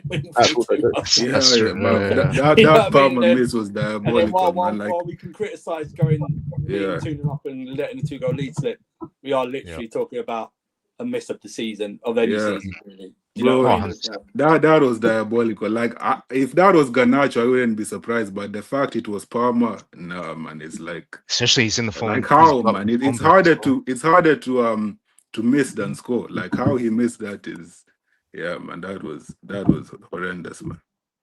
Absolutely. But then again, I will say Palmer. First half, there was two things. He got the ball, he right near the box, and I don't know why he, instead of blasting the ball, he decided to side foot it, really tamely, the goalkeeper. And there was another one where João Pedro flicked the ball onto him, and he was on his right foot, and then I don't know what he was trying to do. He got into the box in the shooting position. I don't know if he was trying to pass it or he just took a bad touch to like drag it back or something like that. It's like he was in the box. It's like, just shoot. You know what I mean? I think maybe one of the Leeds players had a bit of pressure on him, and that kind of just. No, it's like it was really like, pull the trigger, man. Just pull it. Do you know what I mean? Just pull the trigger. See what happens. Do you know what I mean? It's just bonkers. Or do you think it's a case he's still getting back his confidence? in front of I don't goal. think it's that. I He just just think it's scored a like hat trick. Maybe, but it looks like he's Yeah. getting on his way there. Yeah, I think it's just a moment. Like it's similar to what we talked about the defense. It's just a moment where or like with the Caicedo, more it's probably a better comparison. You just had a moment where you picked the wrong option. It's the same with like Enzo with the free kick. Like instead of trying to do the weird, pass it to shoot where you smash it straight to keeper, just take the free kick. Just hit the free kick. So, you know that routine? It looked like they forgot they were going to do it. It's like that. The Leeds player got on them right very quickly. Like that. It was like it wasn't even like they didn't even seem like they were 10 yards away. Obviously they were, but it was like just have a shot, man. You're that close. Do you know what I mean? Yeah. Just don't do the one. It's not an indirect free kick. I don't even know why they're doing the touch. Just do it, hit it straight. Shot weren't that great anyway. Blocked it. Wait, what have you guys made of Caicedo's recent form, man? That's a good question. Yesterday was a lot better. Calm down a bit, but I Everything genuinely is don't up in the think anything tackling. else. I think his passing has regressed a little bit. But I think some of that is I think his confidence. passing's still the same. I think it's not as consistent as it was. Like I think we were seeing earlier in the season, it was a lot more consistent than it is now. But I think he's getting back to that. But I just think yesterday was a lot better. Outside of obviously We weren't even really passing for him, to be honest. Enzo got on the ball a lot more than he did. I'll be in honest with you. Santos. I think the way the refs have been targeting him is starting to affect him a little bit. Like it's not that like he's kind of wary of the way he tackles now. He doesn't like when it snaps, it's kind of late. Unlike before when it was like really, really on it. Now I think the way the refs have been targeting him is kind of worrying him right now. That's just my observation. I could be wrong, but that's what I think. It's just the way he goes into tackles like that penalty. He was never in a position to win that ball. Yeah. He's lunging for it from the wrong side. He's not, and Trev is right in front of the guy who's in a better position to win the ball. There Caicedo needs was to make no that reason for that. No reason. There was Yeah, I no think need. it's It's a decision making and the himself way a lot too tackles much the now. Say that again, Mo? I think he's second guessing himself a lot too much now. Unlike before, if he makes up that decision, he goes for it. Now I think he thinks about it twice to make sure he gets it right. Yeah, but he never really hacks people like that, to be honest. Yeah, Yeah, he's given away it fouls wasn't quite a rough. fair bit. Caicedo was never a rough player, but he just got targeted. I Like don't think even he's he got that just was reputation getting yellow yet. cards for nothing. I don't know. Yeah, but before that was the case. Yeah, before that was the case, he was getting yellow cards for nothing. Like he wasn't even making tackle and was getting yellow cards for it. Like he was just like what's his name? Shaka was back in the day. Was Shaka or Zaka, whatever I call his name. That's No, the there's thing. some They real- all- What I'd say is I think more Yeah. recently, a lot of those fouls I think have been more fair than like unfair. That's the only real change that I've seen recently. Like the passing, I do think it's still kind of at the same level. Shooting, like, is always really on target. Yeah, shooting's been fine. I have no issue with that. Oh, shooting, yeah, he's good for a He bit. just gets That's he what just- all university agrees been off. I think that with the shooting thing, he because of the way that he's been played under Rosini, he's had less opportunities to. But to be fair, he didn't really have a lot of opportunities on the Maresca either. I do think though the way that the midfield was used yesterday is the best way. Like Caicedo was the one that was roaming more than Santos, and Santos just did like all of the first Santos phase kind of stuff. sat back. Yeah. Well, Santos masterclass, man. Santos. Bro, was again, I amazing told yesterday. I tried telling people when people told me he was shit because he was playing 10. Tried telling people that he's not 10, but oh well. Yeah, he No, we played- all saw that the hard way, to be honest. Yeah, another game where he was the best midfielder on the pitch. He was. Like, and he's been excellent pretty much like since Rossini's come in, and I think that's the biggest positive since Rossini's come in is probably the way yeah. Santos has been That's used. guy, in isn't it? form. Mhm. But it does also Especially- lead to a especially bigger. in Strasbourg. Sorry, KG, I didn't see you there. My bad. It does Oh, no, it's lead all to a good. bigger. It does lead to a bigger problem, though, and that's well, depending on how long it takes for Reece and Lavia to get back. We're using there's all no our problem. midfielders. I'll be real. The problem is only for the rest of this season because of that. In the summer, this should be rectified. Sugo should be loaned. Lavia should be sold. Go and get me one or two midfielders. The problem is solved. The You- operating word should be You're done with rectified. Lavia, like You're there rectify it, though? Smokey, you might be new here. I'm done. Outside of Yeah, Reece, I'm I done am with new, yeah. every injury-prone player at this football club. so I Lavia. It's can't like argue I against still it. got I my rate stocks in Lavia so Lavia. highly because we know what we know the quality he offers us when he's fit.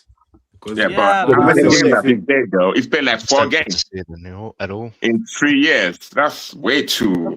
it's just He's like a between wonderful Lavia player, and but Fofana, like there's too many players that Yeah, I'm just I hear relying it, I hear heavily it, on I that hear it, is yeah. never available. And availability Right. is really the only thing that matters right now.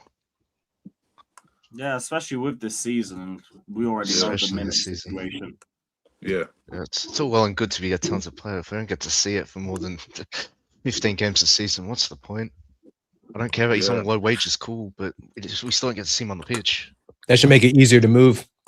To be honest with you, if he's on 50K, I'd imagine we'd get some sort of interest in him. Like somebody, To be somebody's fair, gonna like, treat him. Definitely, Scott, yeah. I'm gonna be honest, somebody's people- gonna treat him like a hoe and be like, you know what, I can save him.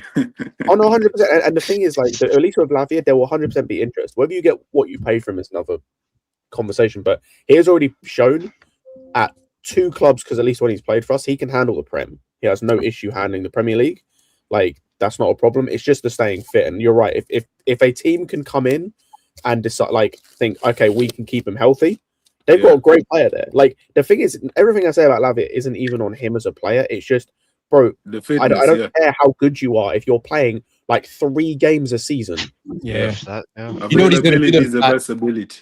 Scott, you know what he's gonna and do. I At think the end of the year, he's gonna get healthy and he's gonna play like 10 games, and everybody's gonna be like, game. KG's no, gonna be if there you can for play Liverpool 10 games, I'll take that. game. It's in May. It's going to be there. It's gonna be there. 10 games in one season?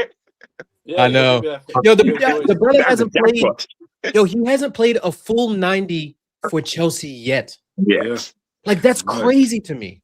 That's Right. absolutely nuts to me. This is the thing with Lavia too, though, because it's been Oh, yeah, so of course. good. So just on that comment, so keep a player who's played again, like probably less than 3 games this season because of just he's good, I guess, when he plays. Yeah. We haven't seen him play for like 8 months, but he's good when he plays, I guess. That's the thing. It's the Yeah. when are you going to learn? Do you know what I mean? It's the hope that kills you, Andrew. There's no hope now. Yeah, like, I'm fine. My hope is that no one really- disappoints me during a game. That's I just just, it. I just Yeah, that ship sailed it's- long ago. Lavia, I just don't remember. I want to check that training picture. I don't think that's from recent training. I think that's from when he first joined us. You gotta add. Listen, you can I have a think his last conversation. injury, that was from fucking playing on that AstroTurf at AstroTurf. Karabag. He did 10 minutes and then his Listen. knees just gave up. Whatever you He's guys just- are he's adding, just body's I weak. remember, His yeah. body's weak. It doesn't matter. just what add a surface. He gets- Sugo he to gets this injured on all conversation. types of surfaces, He has to man. go too. 100%. A Sugo's Sugo It's gotta not go. even giving I up don't- anything. I'll be honest. I don't even know who you are. So I don't know who you are, and you're not playing. You gotta go, bro. How much was That's that? a- Sugo started the game for us in general. I can't No, remember. No, he hasn't Yeah. played a Doesn't single play. minute for us. You gotta I go. don't bro. remember He's seeing taking a up- Sugo He's taking wake up a squad spot, bro. You gotta go. Bro. When's the Yeah, last time he played? The Club World Has Cup. he played this season, Esugo? No, the last Asugo has the last game was the Club World Cup. He hasn't He played didn't play at all in the preseason. Zero. No, Yeah, he he might have played. played preseason, but like Yeah. who gives The like, last competitive one. What? so again, you want me to and this is why again Asugo Oh, needs to man. leave. I'm not even saying Asugo needs to be sold. Just loan him to Strasbourg Yeah. for a year. Yeah, send him on loan. At least Oh, just man. I wouldn't want to That's sell him bad, because you man. don't That's know what bad. you have with him. I was gonna Like say I know. Lewis, and do you know what the funny thing, bro? We're not gonna see him earliest apparently until March. If he Can I- if he can gets I- back can I- fitness can in I- March. Here's a crazy. He thing was for you. on the bench once. Here's a crazy thing for you. Yo, I that's bet- mad. I That's bet mad. you. No, one, I two. bet you Colwell plays more Five minutes than both times. of them combined this season. I bet you Colwell. Oh, he's still got no minutes. Bueno, not say probably played Andrew, more do you know what's minutes jokes, but bro, he Colwell has to play 3 games. Oh. Colwell has to play 3 90 minutes this season to pass Lavia's minutes for us in all comps. Was Buonanotte on the bench yesterday? I didn't even notice. Was Yeah, he? he Was was. he? Yeah, Yeah, yeah, yeah, he he was. Yeah, he He was. was. He was? On the bench.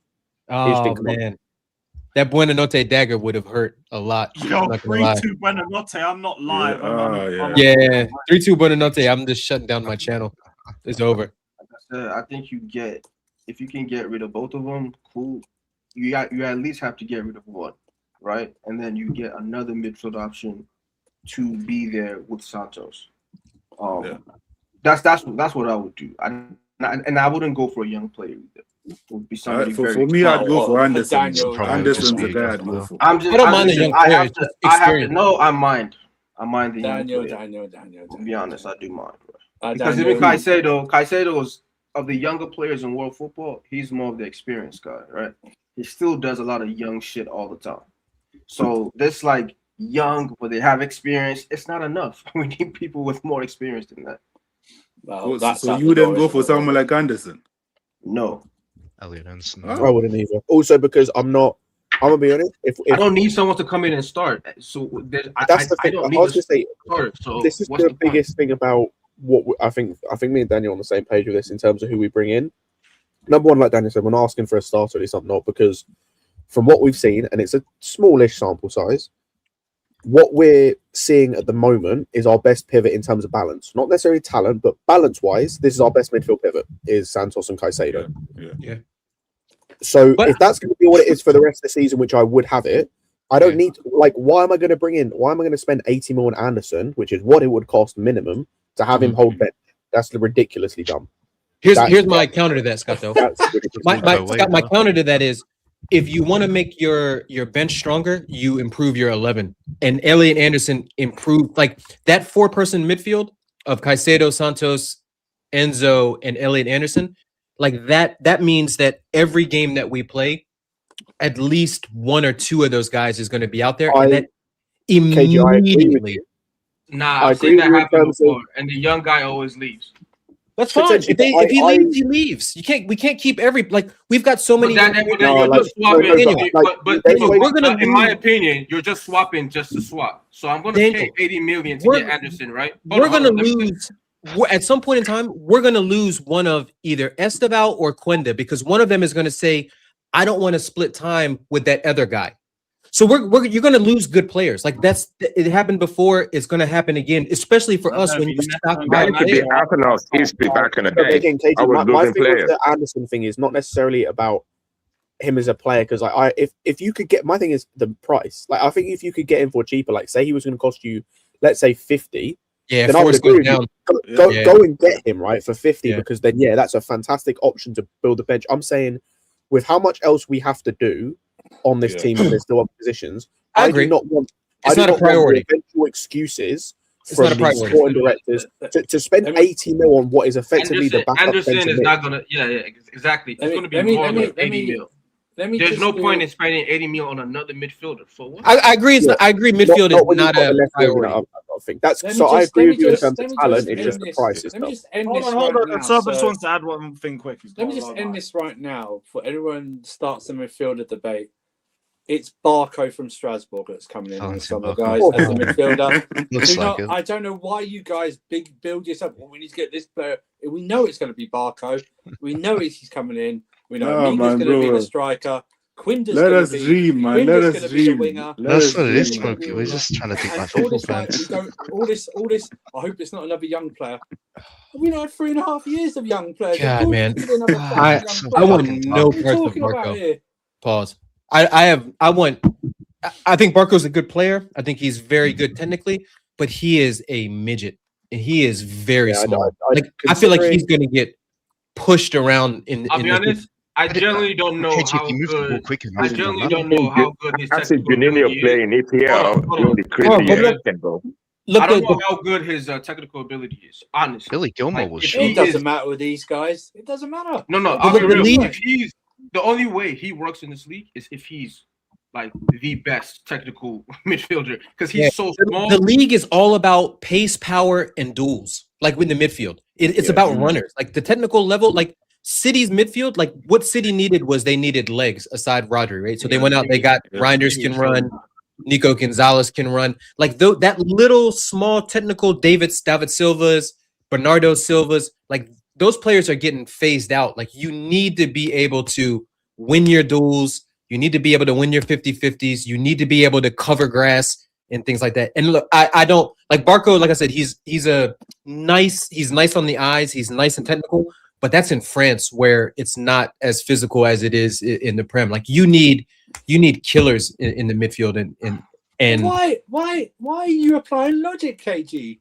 Hey, Why are you every once in a applying while. logic to Every this once in a transfer while. system? Yeah, but There's yet no again, logic the to likes this. of Wharton and I There's can no pass logic the to ball a these lot quicker. these So guys. I agree what Yeah. you're saying, but it's not entirely the whole truth. No, like Billy Gilmore wasn't exactly someone who was physically dominant, was he? But Yeah. he moved the ball quick. So as long as he moved the ball quick enough, it don't. But I don't think really Billy Gilmore matter. is good enough though for us, Nathan. I get it. He's not, Yeah. but still, like just from a technical point of view, right? I don't even know Yeah. what good enough. Like, I don't know what good enough means anymore, man. A lot of guys who I thought wouldn't be good enough to win this league are about to win this league. But that like who? Give me one. What's his name? Havertz. Zubimendi. Yeah, but Albert. Zubi's a good mid. Like Zubi starts for France. I mean, I'm sorry, starts for Spain. Like he's a good. That He's a don't good mean nothing. midfielder. Nani. Ew. But I mean, Nani's a wide player. Like I'm talking just in I'm the saying, middle of the listen, park, in the a lot spine. of guys. No, don't mind me. I'm just bullshitting. A lot of guys in this era who are now starters who are going to win leagues would not win it in previous eras. That's just that's what I'm saying. So Yo, I don't. Daniel, I that I statement is really so imagine. vague. How is it so vague? Give Rice me- is going give me to names. be a player of the year in this season. And Will he Rice be a is player of the year? is Rice not a physical midfielder? Were physical midfielders winning player of the year back in the day? What are we talking about?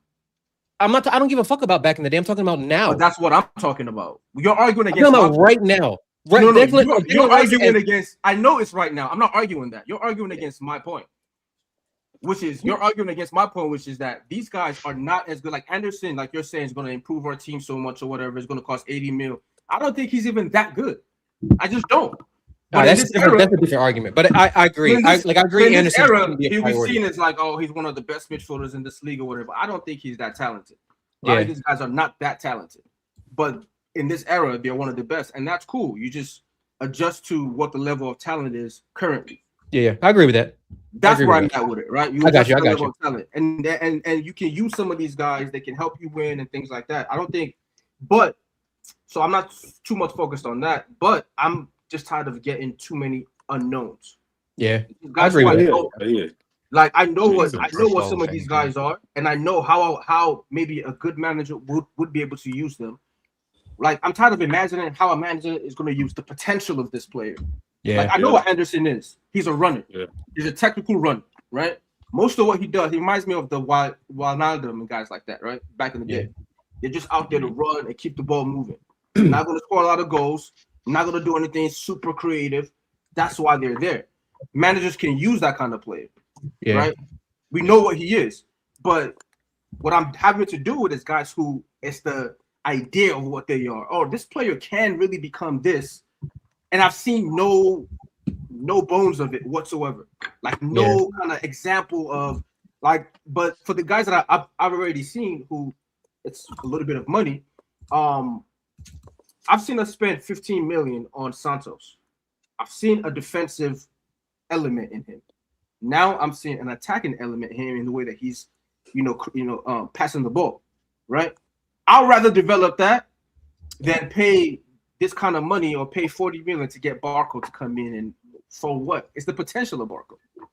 Well, he might be. It will be Barco. He might be the most technical young midfielder in the world. Let him prove it to me first. Yeah. I have no disagreements with that. I agree. I was gonna say, and do you know what the thing is about Barco and why? Like, I don't think you have to rush it. He's our player in a sense. Like, like so unless you're gonna get an offer of like 80 mil or something, which like if you do, then you know he's a real deal and you just bring him to the club anyway. You don't have to worry about him like just suddenly going elsewhere, because ultimately, if there are those kind of offers and you see that kind of interest, you've got that idea in your mind of, okay, this guy seems to be getting offers from some top teams. He probably is the real deal. Let's send him to the bigger club, quote unquote. Like, you don't have to rush him. We don't have to keep rushing these guys to after one season or 2 seasons or whatever it is. They have to go from Strasbourg to develop to Chelsea. Unless, like I said, they've proven it in certain areas. That's why I want Doué. I think Doué has shown enough for me where I think you can get him and be the backup right back. I like Doué. As a right back, and also he's had interest from at least 2 or 3 clubs in the previous window for around 25 mil, which is about what I'd spend for a backup right back for Reece James. Yeah, so I like Barco because we've seen enough with Barco. It's like he had a half a season, or whatever it was, at Brighton where he was left back and basically didn't play. Then he went to Strasbourg and again was half a season of playing at left back, and then got transitioned to a midfielder where he's done really well. But it's like I want to see if he can handle that for a couple of years, sort of thing, Yeah. before we need to make a decision on him. Yeah. All right. Yeah. Makes sense.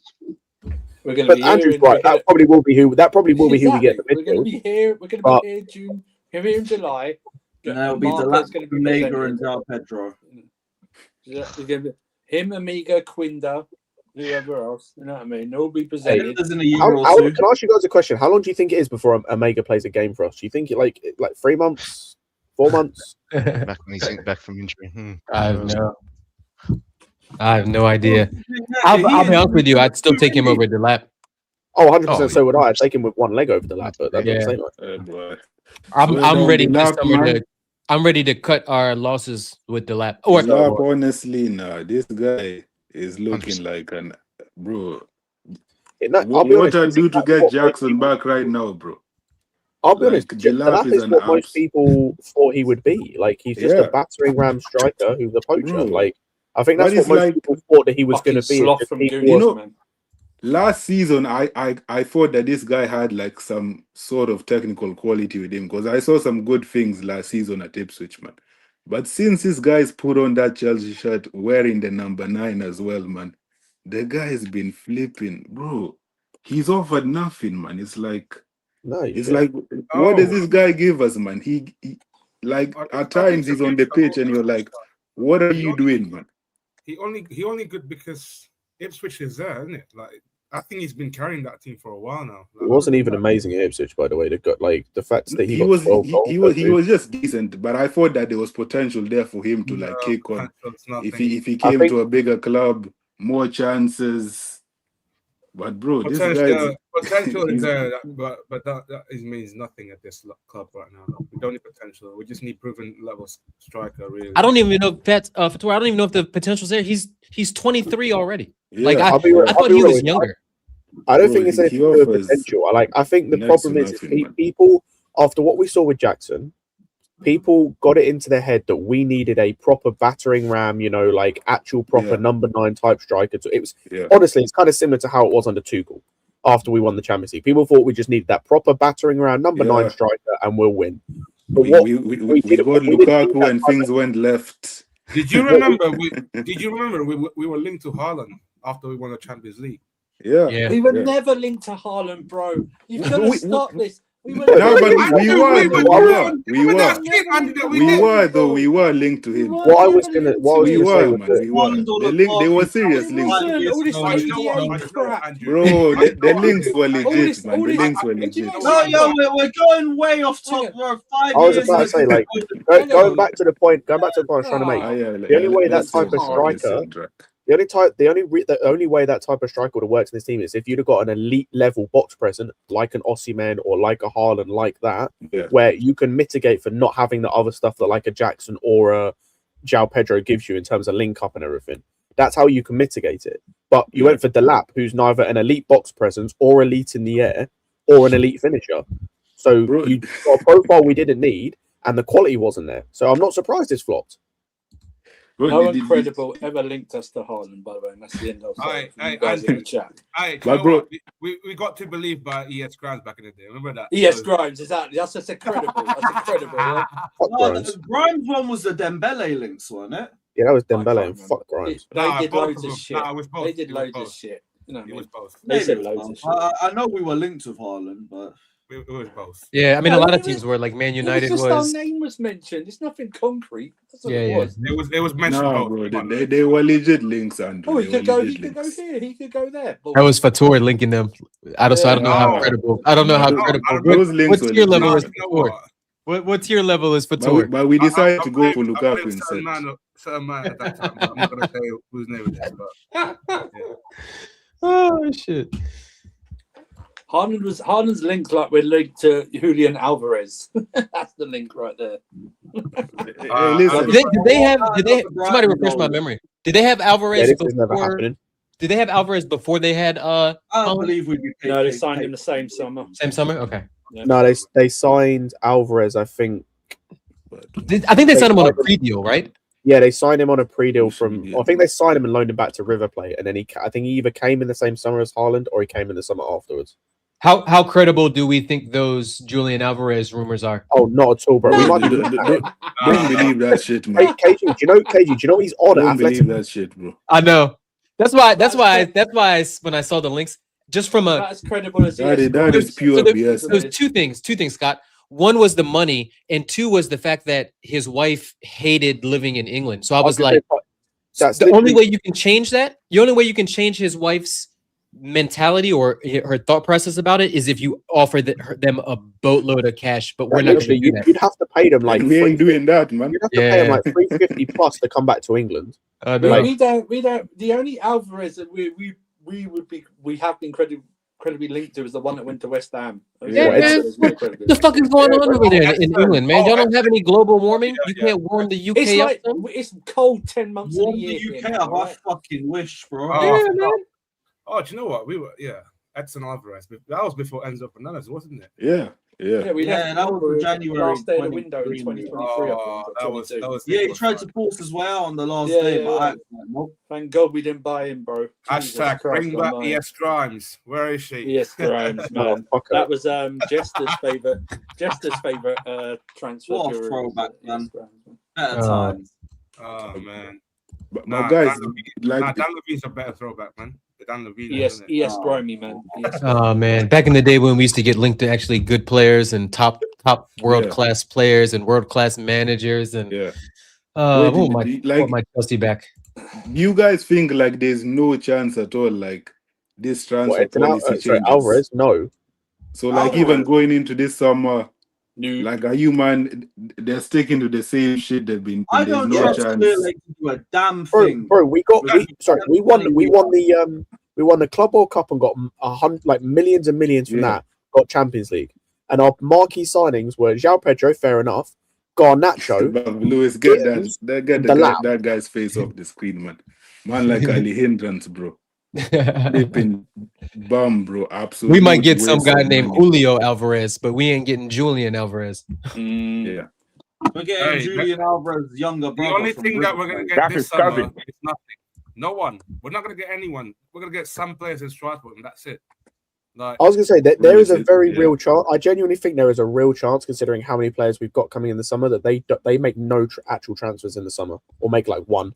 Yes, I agree. No, it will be in and out with the rest of them, like Toss. No, but Lewis, we already have,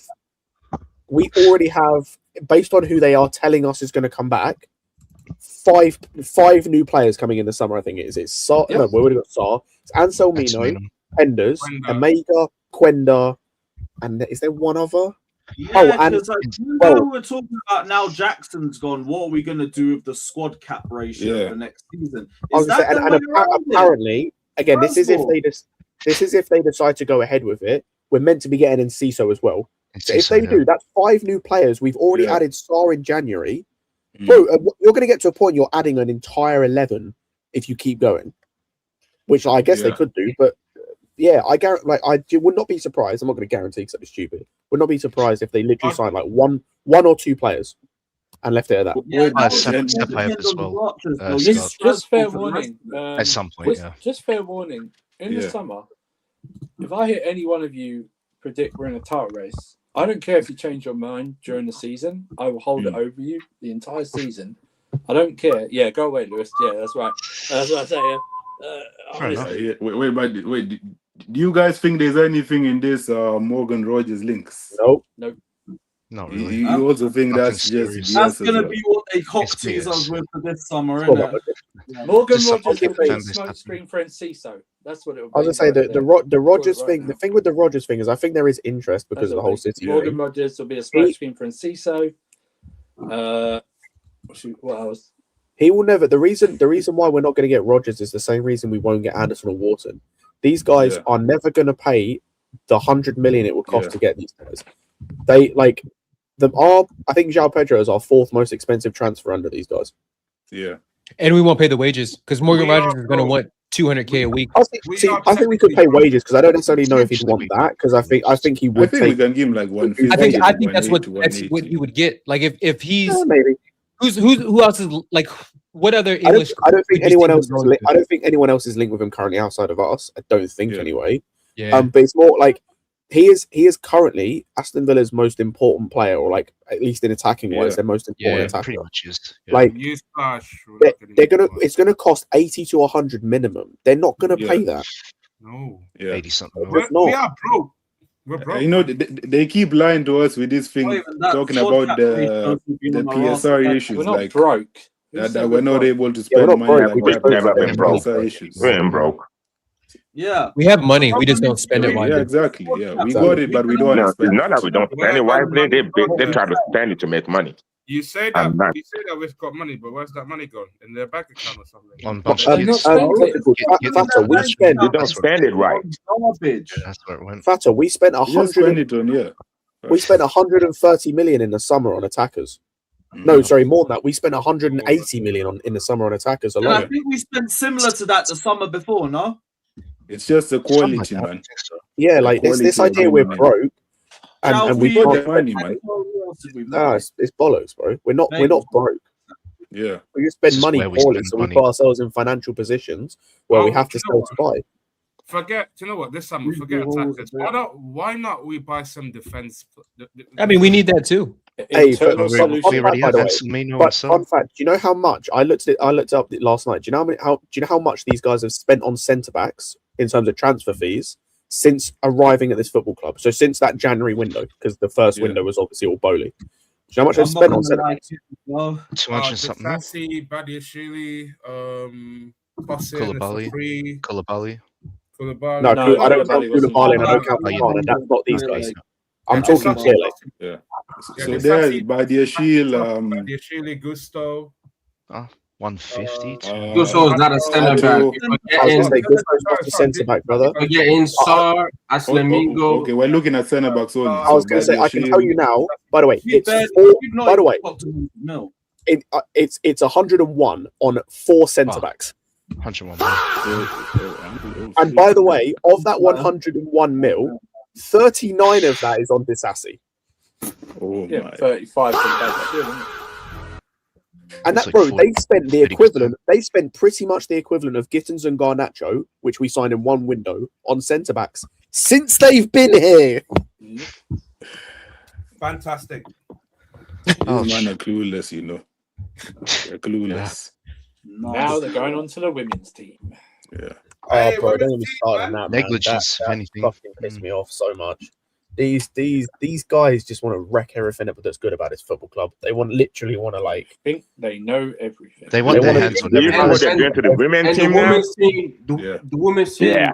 is already winning. The problem is that thankfully the women's team has some other owners who are trying to get invested. Hopefully, at some Nah, point, those guys bruh. take Nah. They've started with the women's team. Just watch. They've started with it. The other two just got fired not too long ago. Right now. Protest. Hey, protest with the women's team. Let's go. They've started with the women's team. Just watch. They just started with that team. Wait, Lewis, did you go for the protest? Like Yeah, that time, This guy. and it was bad, wasn't it? Oh shit! Very bad. Understatement. It was hard. The first More one people- was better. More people watching Yeah. this stream than in that protest. Right now. It was legit guys chanting Roman Abramovich, Yeah. Roman Abramovich. Yeah, Yeah. us foreigners are the problem. Wasn't even Apparently. close. Not even close. Were you even on that protest, Fata? He was there. I was Were you there. there? I came late. I was eating some Chinese first. Yeah, I'm about to say you weren't there. You just Fair around there. That's what it was. No, I Yeah. turned up there a bit late, to be fair. Oh, He said I was eating some Chinese first. Nobody asked you for that kind of information. That's why you were late. Fatu, you're hilarious. Hey, it's you know. good. It's good. What to was see it? What you was it? engage in Was some it a little information. lo mein, a little like? Getting some Yeah, I was- energy. I was in eating. the Just some Cantonese Peking duck. innit? Some dumplings. Don't let us know. What was Princess- what was Fatour's order? Sweet and sour chicken balls, was it? Something like that? Chow mein, yeah. Yeah, chow There we mein. go. Chicken chow All right. mein, huh? All right. Oh, that's- Yeah. All You're right. a disgrace, Fata. That's what you are. A disgrace. Probably about like Absolute 50 people at that protest, if that. We're gonna protest Fatour's Chinese order. Yeah. This guy, man. Good he's earth, a man. disgrace. We'll go get I that. want to protest the mirage of a protest. I was lied to. Oh man. All of a sudden, they stop protesting now. I said they I do get it. that. I said Yeah. they do that. Because they don't care enough. Man. Yeah, that's the thing. No, they're You don't, just you don't even hear. they're not You that don't even hear. intelligent. I think You don't that's even what hear it any is, man. chance of fuck Our off fan and base, Bali man. anymore.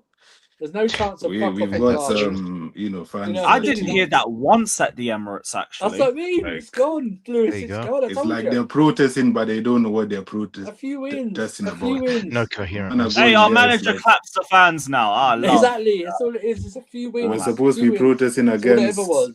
like No, we Bali, didn't and even these get a man are chance to going. after we went 1-0 down because it It's was the not 95th Lewis. minute. You don't Listen, need there's no 60. need to protest. People don't spend money just Yeah, for like no these no man are reason. going there At chanting some point, you "Rules just Day" have to instead, man. listen. These You just man have are to just dumb. suffer. You just have to suffer They're for a dumb. little bit, man.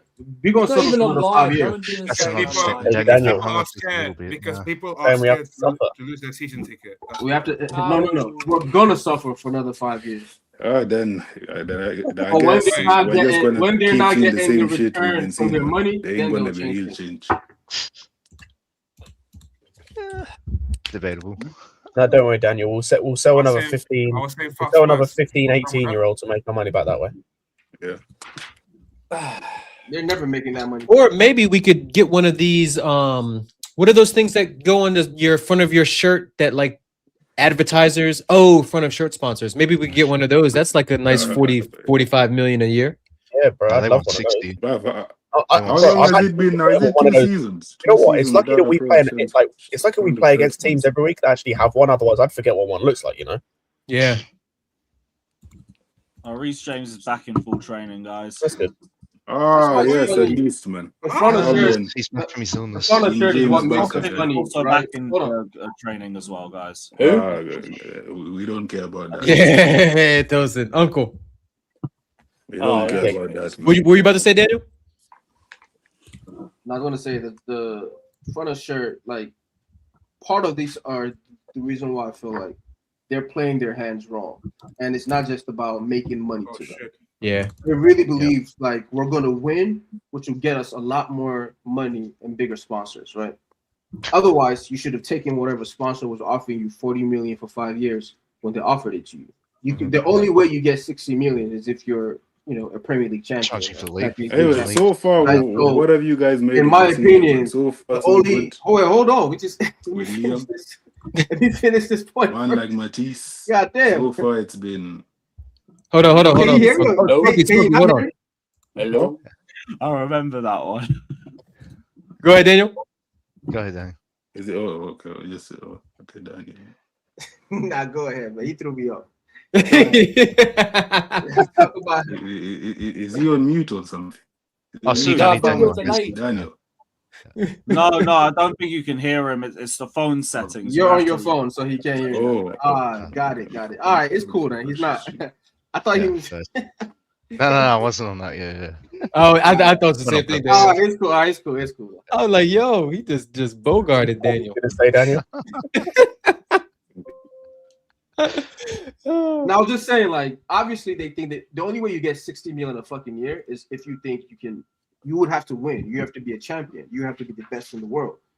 They think their methods can get them there. When it doesn't get them there, that's when it's going to be everyone is thrown under the bus. There's going to be a lot of firings, and then they might get things right? People are going to lose their job because they spend a lot of money. There's no stadium if you've already spent $2 billion or so, and you haven't built it, and you're obligated to build a stadium.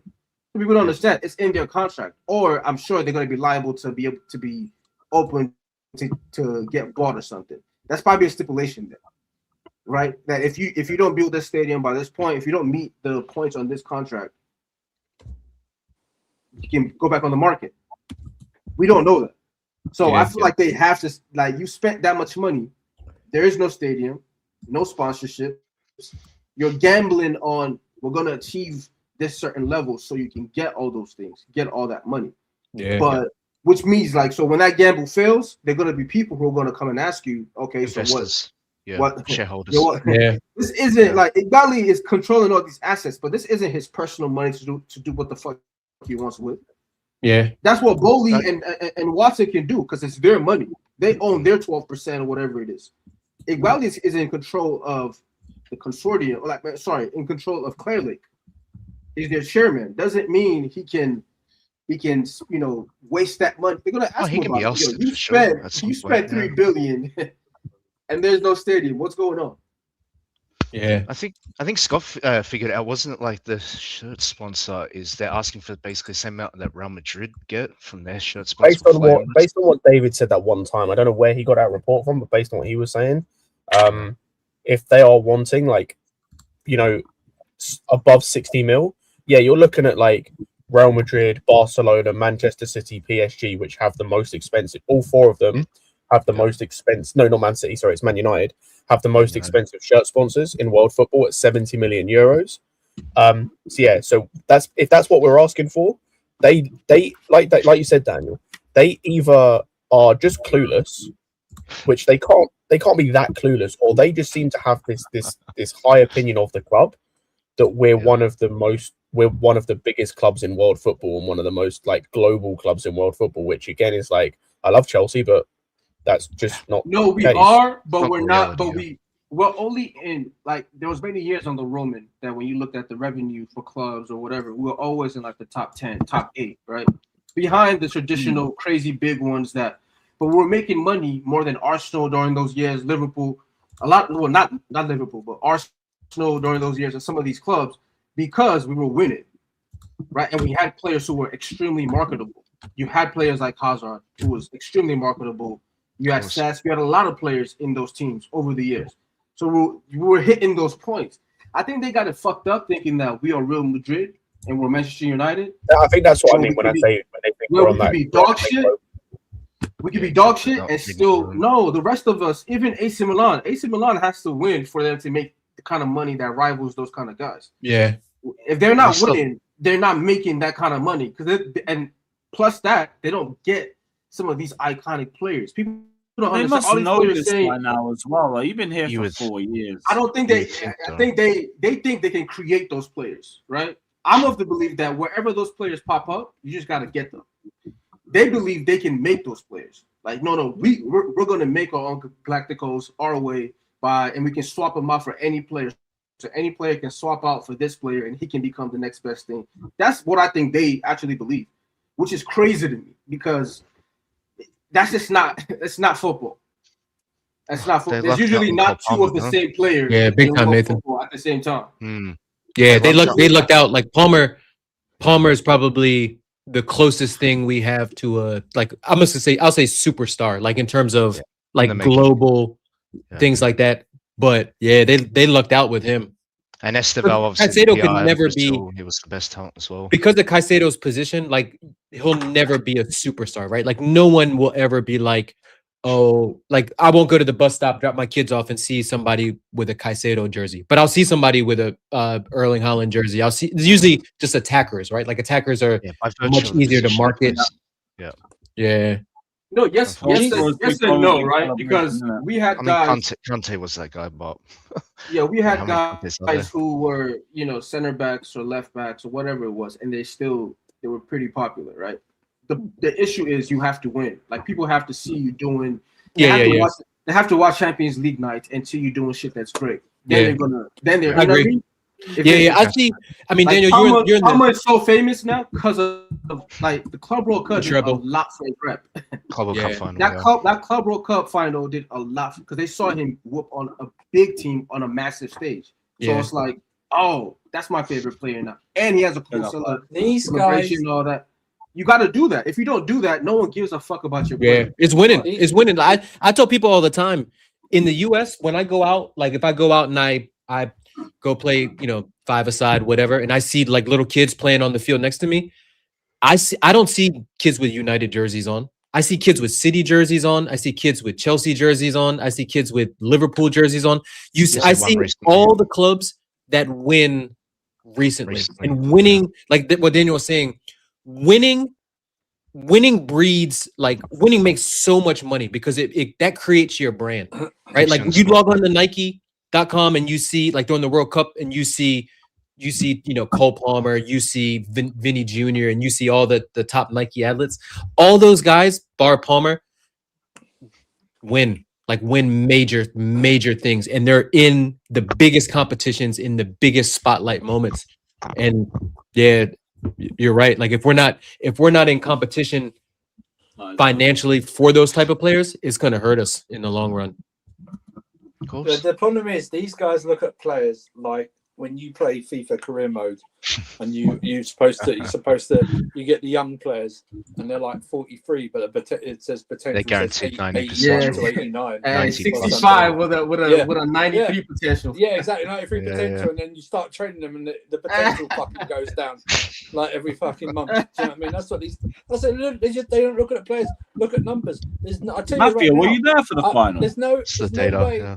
There's no way anyone could tell me on a footballing, Genuine question. looking at a player that Garnacho passes as being a footballer. There's no one. There's just no one that can tell me that. Suffer. Absolutely no one. They don't even, because they haven't even played FIFA. Because if you play FIFA, you at least have a base understanding that when I have those young players and I put them in my youth team, before they turn 18, he goes from his potential is 93 and now his potential is 77. I've seen that happen so many times. Exactly. That you just playing the video games, okay, like guys can be whatever potential now, and in 3 years it's a different thing. So you swapping elite potential player for another guy just because you think, all right, I can swap them and it's gonna work out.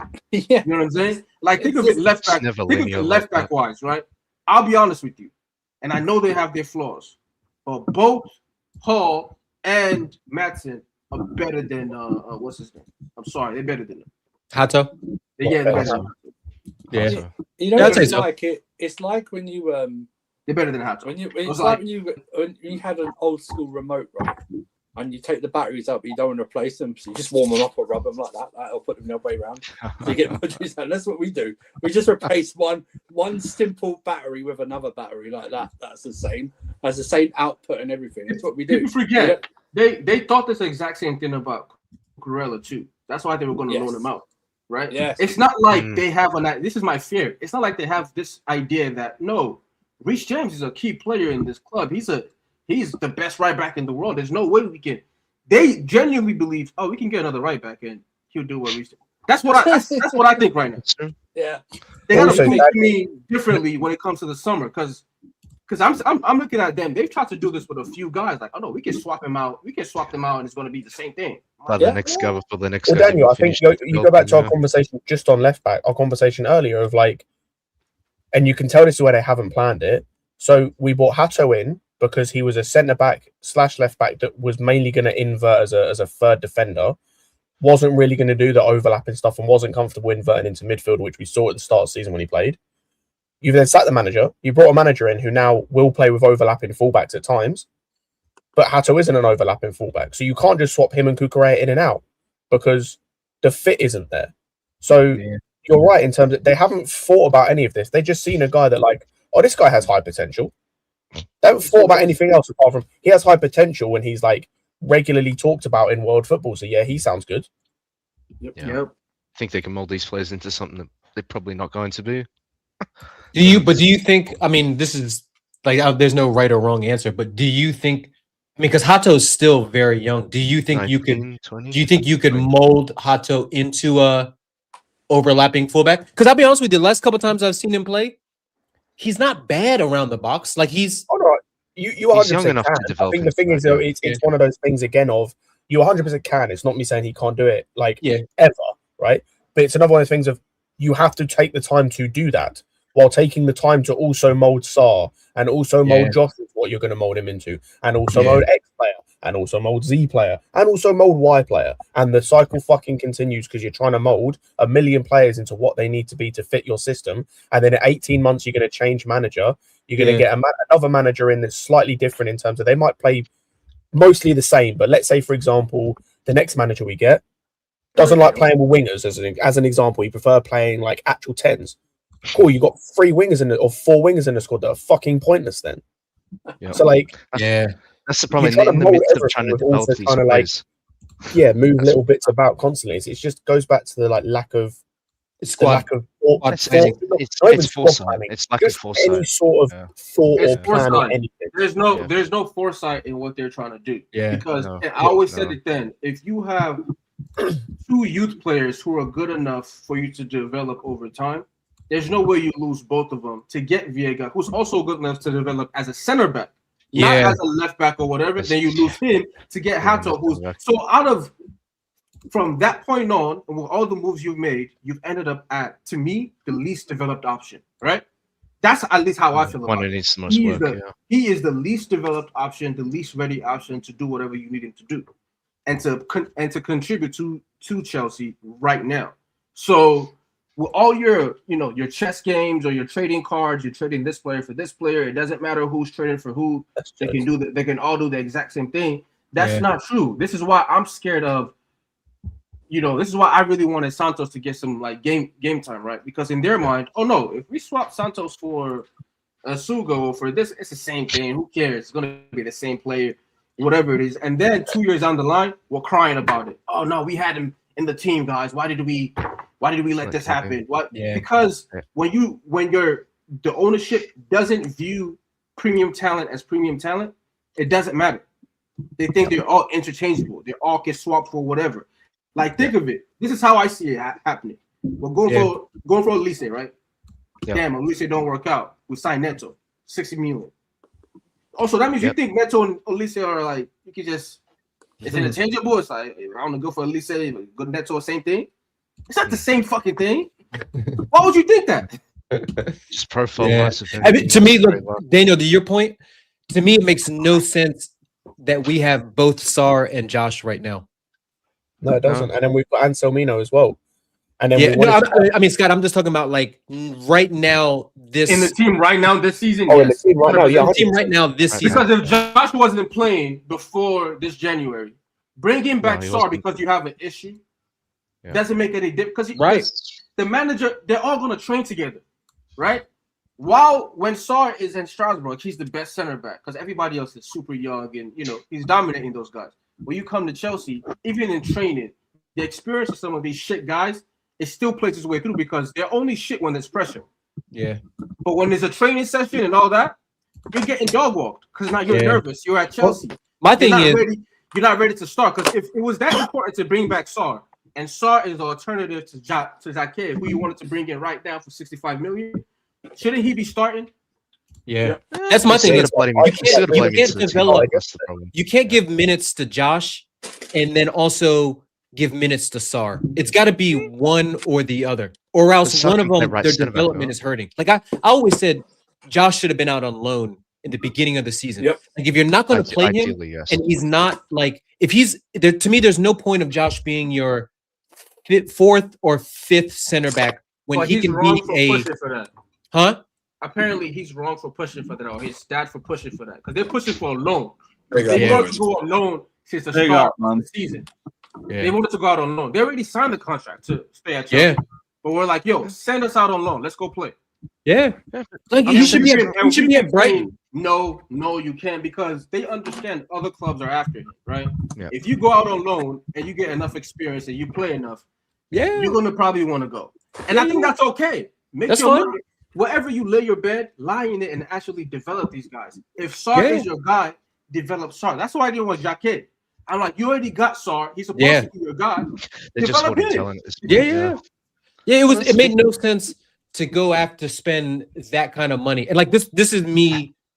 Like Jake could knock on my door right now in a full Rennes kit, and I'd be like, "Yo, get the fuck off of my doorstep." I've never seen him play. I don't know anything about him. But to spend 50 million to bring a guy in who's the same age and the same profile as Sar, as Anselmino, as Josh, like at that point you're just hoarding. Like you're hoarding. That's what it is. And whoever it is, like I know, like old school Chelsea used to be, we've got 3-4 wingers that are all gonna fight for their position. We've got strikers that are all but they're grown men and they don't need to develop. They just need to. Whoever's better will play, and whoever's not better will get the fuck out.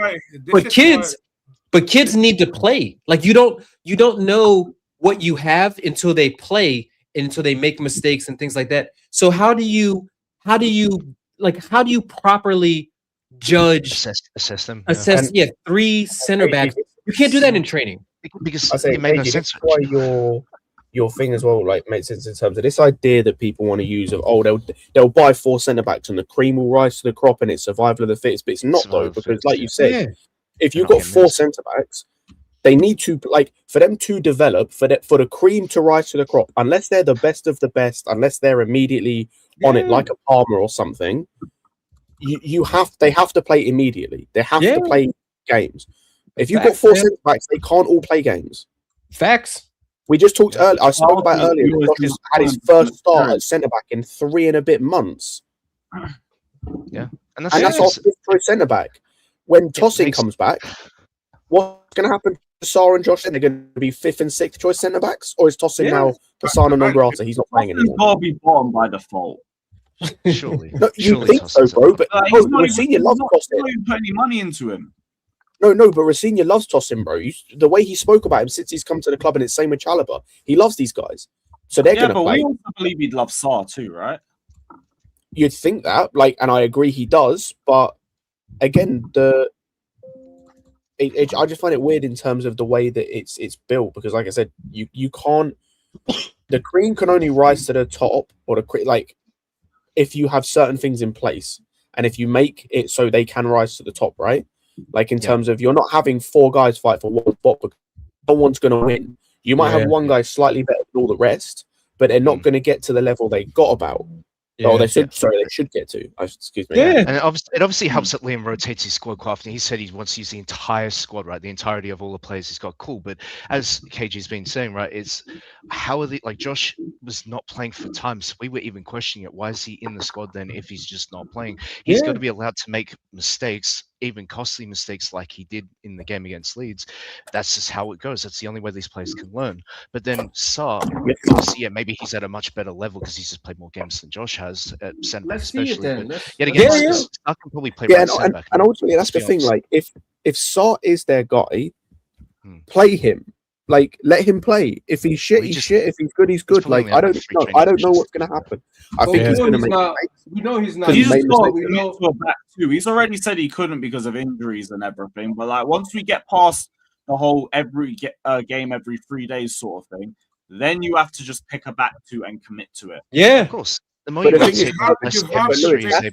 where, by the way, that's where it's going to be harder for these guys, because at least when you're playing every 3 days, you have the excuse of being able to rotate your centre backs or rotate guys out. When we're playing once a week, Fofana all of a sudden might be able to play twice in a week. Like, he might be able to play every game. So all of a sudden, the need to rotate him out is less. Yeah. Also, if you do rotate him out, who comes in? What, you're going to go Sarr one game, Josh the next game, Badiashile the next game? Brother, where's the chemistry? You need well, yeah. That's why I said yesterday, Rosenior fucked up, and it should have been Josh. I mean, it should have been Trev and Fofana. Like, play your strongest.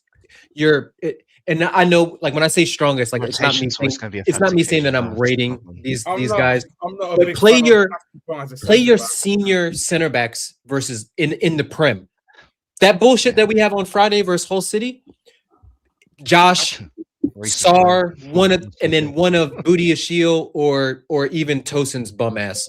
But like, play those two guys. So even if we know that they're not good enough for Chelsea to compete, we know that they at least have some sort of chemistry together. Josh has been in Siberia for what, a couple of months. Like, he hasn't really played that often, and then we bring him back in a must-win game that we need to do. And Sarr does what, I mean, not Sarr, but Josh does what young center backs do, and they make crucial mistakes. And I'm like, especially that kind of mistake. Yeah, and I'm like, look, I like Josh, don't get me wrong, but I don't want to see Josh playing, unless it's an injury. I don't want to see him playing in Premier League games where we have to win, which is pretty much. Broski, but like, hindsight is 2020 though. That's too high. I feel like the stakes is just that high yesterday. Like, you cannot drop a centre back like Fofana onto the bench when we need the points the most. Like, we've had the opportunity to extend the gap to 7 points. If we would have won the game yesterday, the pressure's back on Liverpool. Yeah, let's say rotation is important, but we know this. We have another opportunity as well next week against Burnley. Extend that points to 8.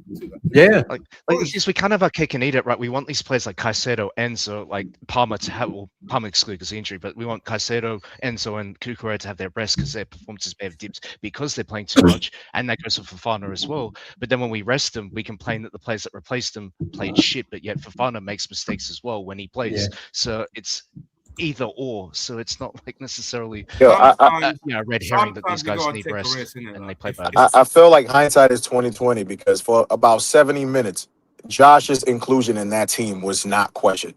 Like we just messed up in key moments. Like I feel like you also got to understand you want Josh to play, and Leeds at home 2-0 up. It can't get any more comfortable than that. Like yeah, we fucked up, momentum switched up, but I like don't feel comfortable. it's just Josh was on a Yeah. yellow I 15 disagree. minutes with I into that. the game. understand, but I disagree because I don't That think was 2-0. I'm sorry. that goal was done at that I moment. don't think we're It's just comfortable when 2-0 up. I disagree. No, I don't think we're 2-0 comfortable. bro, Caicedo doesn't make that No, tackle. 2-0 up, we were Momentum comfortable. doesn't switch. We We shot were ourselves. comfy, Really, bro. I I'm wasn't sorry. feeling that. Yeah, feel we were playing our best football in Yes, months. we were, but we need that third goal in it to be that. No, we 6-0. didn't need that third goal. We just needed to not No, make we defensive needed to mistakes. keep our head.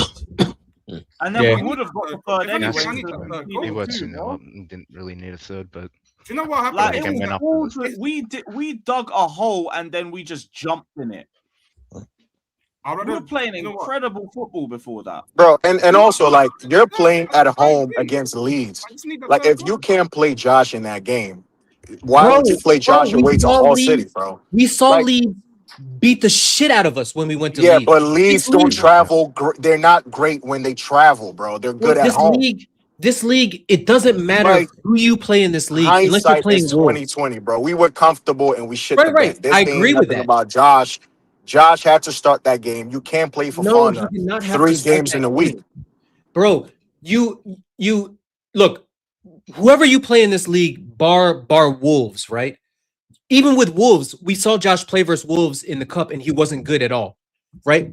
Josh is a good. If you want to play Josh, play him in the Carabao Cup. Play him in the FA Cup coming up. Play him after the Premier League. That's it. But don't play him especially when you haven't played him in months and you bring him in to a pressure pack. Look, from minute one, Leeds was physically like on us. Like that was a very, very physical game. Minute one. And I'm not saying that Josh, like, I'm not saying that he played terribly and things like that. I'm just saying in the Premier League, the margins are so small. Every team in this league has money. Every team in this league has a decent manager or on the global scale. And every team on this in this league has decent players, right?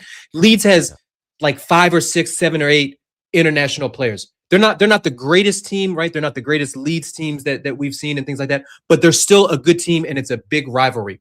Bringing a young player into that situation, it's going to be calm for a little bit because we're a much better team than Leeds. But when shit hits the fan and every moment, you're not going to dominate a team for 90 minutes, right? You're going to get spells where we were good for 70 minutes. We dropped off for 10 minutes. They got on us, right? As soon as they brought in, who was that one attacker that they brought in? Sometimes you can control that as well, just to conserve energy. You can't Yeah, keep going for 90 minutes. Yeah, you're gonna have to manage the game and things like that. And you're gonna have let me interrupt you for like a quick second, bro. Like I get it, right? Josh is not ready. You know, sometimes you watch in this game, he's not ready. That's bullshit. But neither of our center backs are. Like I agree. All our center backs make so many mistakes. There's no strongest, like even with our center backs, bro. None of these guys warrant like the whole. Yeah, these are our strongest center backs because the guys you're expecting to do better than Josh, your Fofanas, your Chalobahs, your Badia Shields, bro. These guys make the same bozo mistakes game in, game out, and that's why I think even for us, it got to a point we were like, yo, bro. Play Josh. We would accept the fact that he's going to fuck up in certain games because these senior players who are supposed to have the experience, they shit the bed every single time. Yeah, I agree. So that's why I said in the beginning, I said whatever center back partnership you go with is going to have its flaws because they're not good enough for Chelsea. But even with that saying, I still think there's a clear hierarchy in terms of who our best center backs are and who our weakest center backs are. And that's all. That's all. That's all I'm saying. All of these guys are just prone to about the same mistakes as the next one, bro. They all have shown they're just not good enough. Even for Fana, like I'm always like writing for Fana, pause. But even he makes certain stupid mistakes to the point where it's like, bro, I'd rather just watch Josh play than Tosin fucking up every time. Chalobah doing the shit he does, game in, game out. Like, yo, the reality is all our center backs just ain't good enough. Like they just are not good It's enough. like we've established this that our centre backs are not good enough. But the problem is that why are these directors focusing on signing more attackers than defenders? It's Because they believe in the talent they Because bought. they're Must shit be. at their job. Yeah. Oh, yeah. Why do you get it? For a year, Why are it's we only a year. We'll wait a year. We only want top four anyway. That's their why are we mindset. giving them outs? They're shit at their job. I don't know why we have to like go. Why we're guessing why they're doing this. They don't know what they're doing. They think they know what they're doing. They actually don't know what they're doing at all. They don't come from any success. The only success is the board manager that they just that's resigned. It's the only success they've ever had before. They don't come from success. They never built success whatsoever. They don't know how to build success. It's like they're the equivalent of Thomas Frank going to Spurs. Yeah, that's a good analogy. That's a good point. Yeah. I can't lie. the amount of money that getting sacked this year is crazy, isn't it? Like, we never thought that we get into first 2 months of the year that so many managers getting sacked. Amorim, Maresca, the amount of managers that are getting amount of managers fired this season. Well, I don't think anyone expected Maresca to be sacked this season. Only a select, but yeah. That's if you looked at the window and just immediately got to the worst case scenario. And on that point, right, that's the problem is Sar's going to get unrealistic expectations though because of the base level of defenders we're dealing with.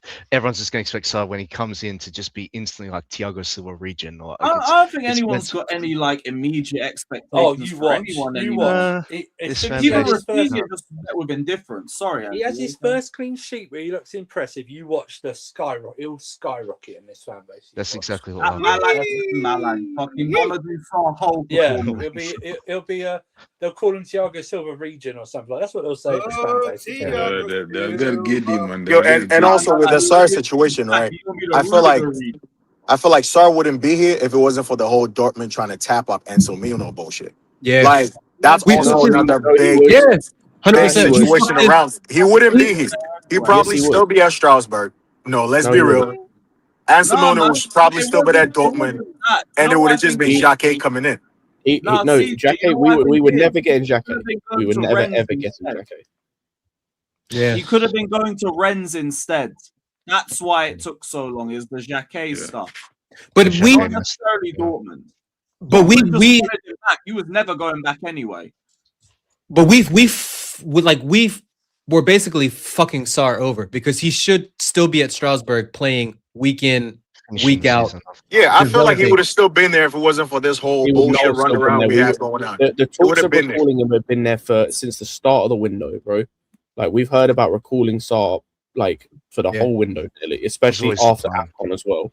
He was always coming back. We were just looking to find a way to make it work without pissing Strasbourg off, which I'm surprised they care about. He was always coming back. Yes. Yeah. Has Enzo Mino played for Strasbourg yet, or is he still hurt? Behave yourself. He's still injured. Still injured, yeah. Fantastic. Oh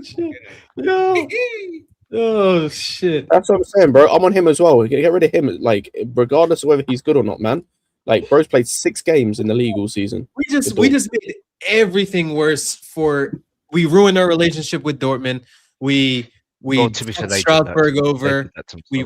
We brought Sar, who should be playing week in and week out at Strasbourg. We fucked everything up about the center back January market. Like we didn't get better. I don't even know if we got better in January at the center back market. We didn't. Probably not. Well, actually, we probably did in a sense of like by kind of committee in terms of by adding another body.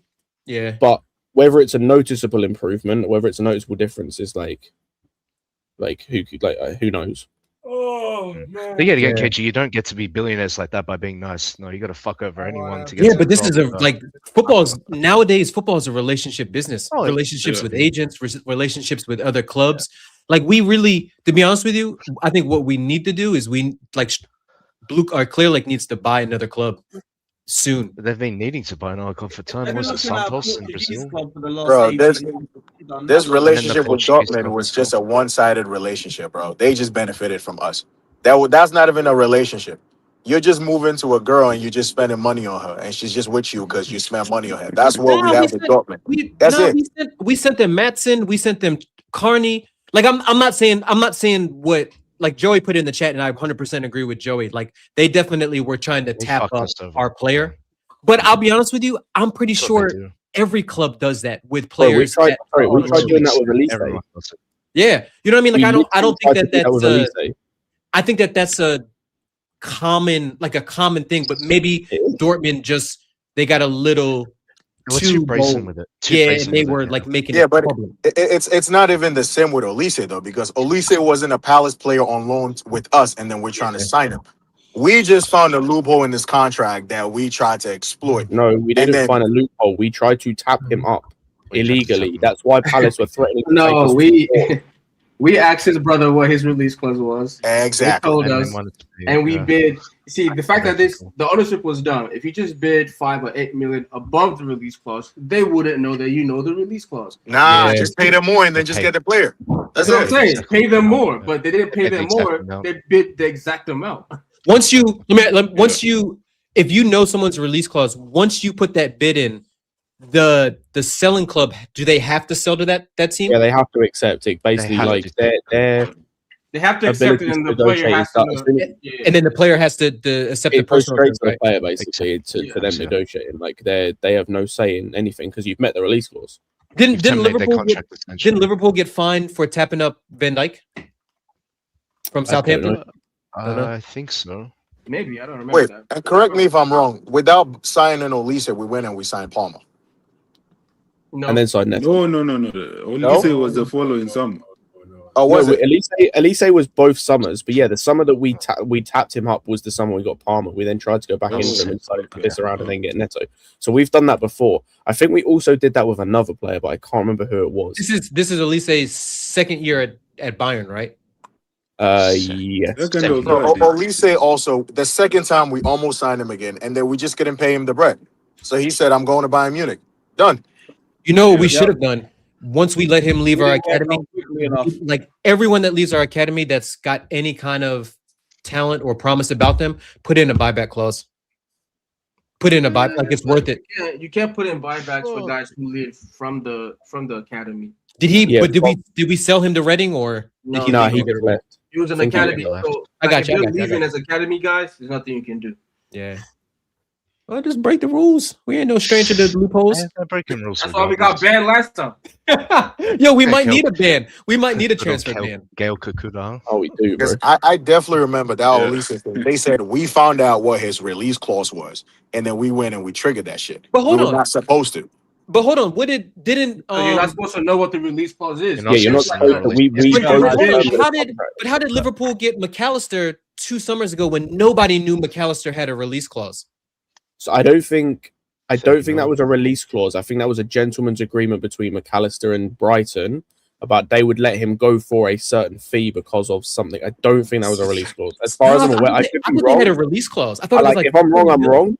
Yeah. Like I thought that's what it was if it was a gentleman's agreement. Yeah. But if I'm wrong, I'm wrong. Yeah. Like I think there was a general agreement somewhere. They need to make all that shit public. Like if you have a release clause, it needs to be public information. Yeah, like so, the thing is, some clubs do like make their release clause public. Like I know it happens a lot in La Liga, but it's also like, for example, another like that Ryan kid who's just joined Bournemouth. His release clause has been made public, but it's because it's 100 mil. Yeah, he dunked on somebody. Was it whoever's Mikelenko, that left back yesterday for Everton? He was torching that guy. He actually gave a penalty away before. And McAllister, I think he actually did have a release clause, by the way. I think Liverpool just triggered it. McAllister. Yeah, I want to say he had a release clause. I don't think it was a gentleman's. I think it was a release clause. It was like 35 M's. They probably reached out to Liverpool first. Oh no, Liverpool probably reached out to them first, and they said, "Oh, he has a release clause," and they paid the release clause. We probably never reached out to. We never reached out to Crystal Palace first. We just did it the other way. We found out the release clause.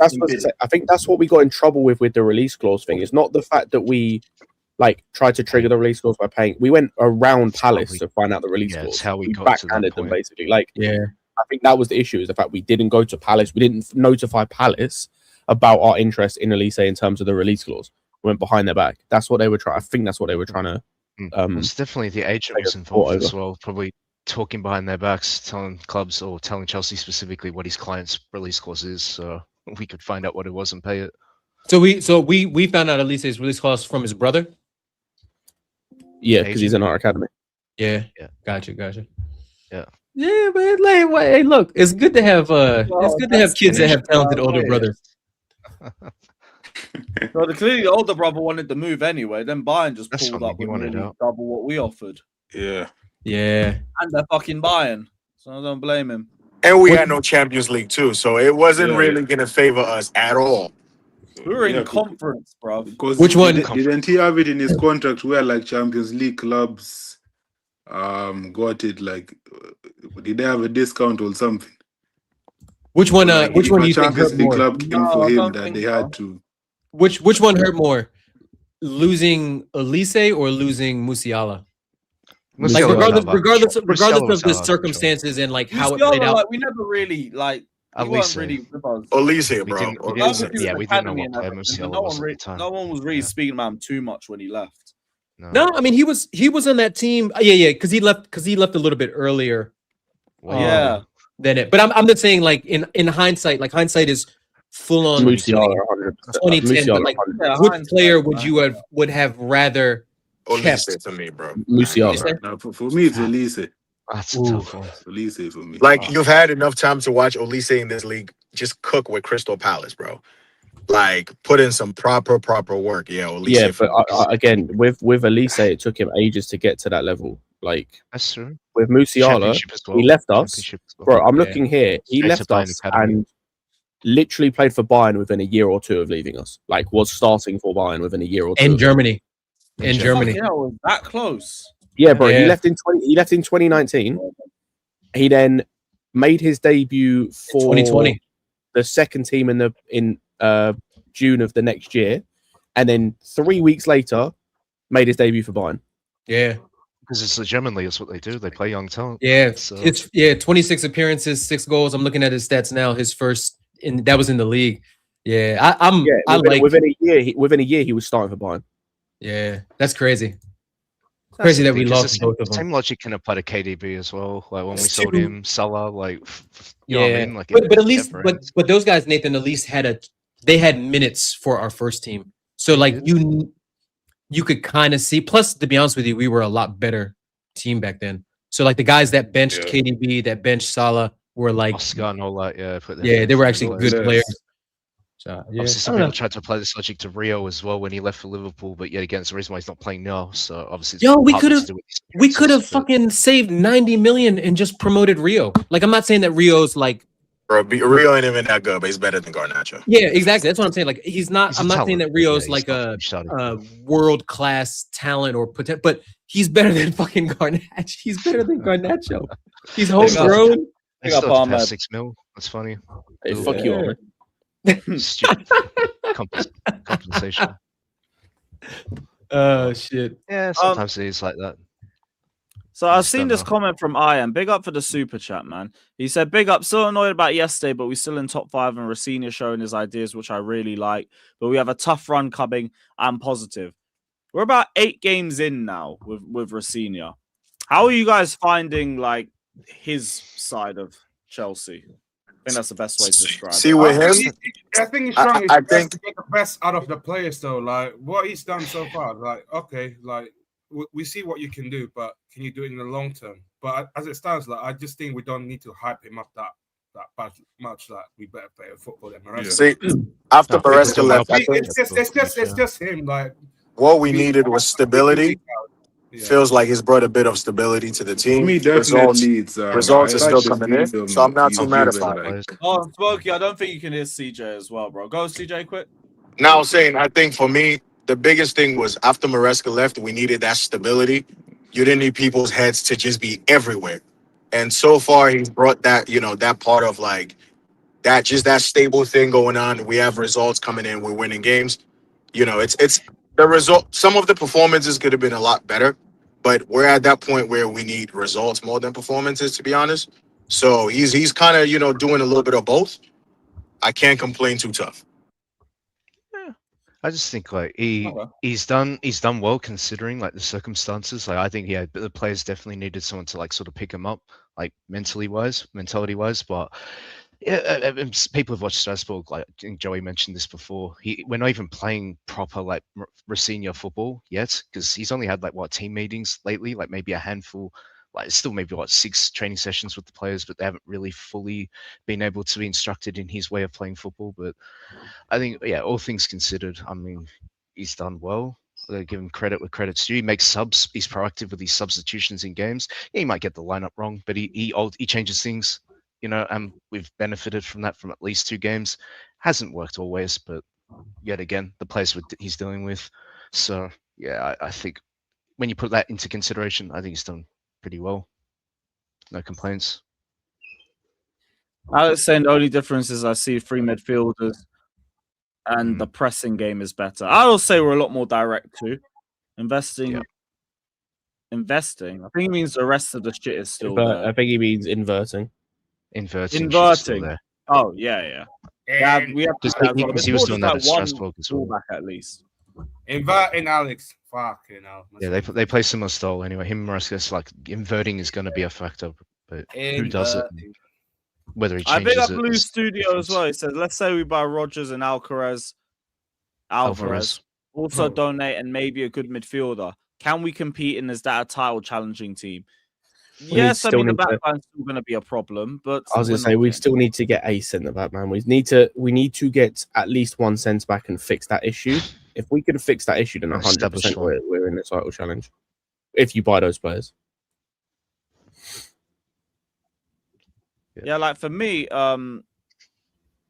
you don't see any team with a meaty backline winning the league. So you still got to get yourself 1 centre back that we know we can rely on, and then hope Colwell is still on the same trajectory when he comes back. Until he comes back, you develop Saar. Yep. That's because you've already chosen Saar. So let Josh go out on loan. You know what I mean? And until Colwell comes back, you play Saar with the new center back. Play out your center backs. Fofana can go too, if we're being real. Yeah, well, really, I want to get rid of Badiashile and Tosin. I really want to get rid of Badiashile. Absolutely. Those are my 2 number 1. Disasi, of course. Those 3, get rid of those 3. Disasi, Badiashile, Tosin. Right? Get rid of those 3, and then maybe even get rid of one of Fofana and Chalobah. Chalobah is more available and cheaper, so that's who I would keep. But if you want to get rid of him and keep Fofana, sure. Okay. I'm sucking the right centre back. 4th anyway. When does Fofana's contract expire? I have no idea. I don't know, but I know Chalobah has 2 years left in the summer, so a decision has to be made. So yeah, that's why I'm trying. Well, there's a scenario that Saka play right centre back. You got 3 years left in the summer, so it won't be him yet. Yeah, it won't be him. Kanate on a free? No, I just don't think it would ever happen anyway. Senesi's the one we're linked to. After the fall off from this season, he's leaving England. Yeah. He's got no reason to come to Chelsea. He's already won the Prem. He'll end up going to another league. More than likely. I see that. Big up Bowler as well. And I was at the game last night. Caicedo told me, I'm very mad at Josh got bummed by Bogle. Oof. That's top 5's not my life. It's Clear Lake. Fuck 66 to 74 points. We move. How many points are we on right now? 44. Yo, Lewis, also that second goal we conceded, right? Low-key, Sanchez in that position is the only person that can use his hands to touch that ball. Why are you not diving on that ball, bro?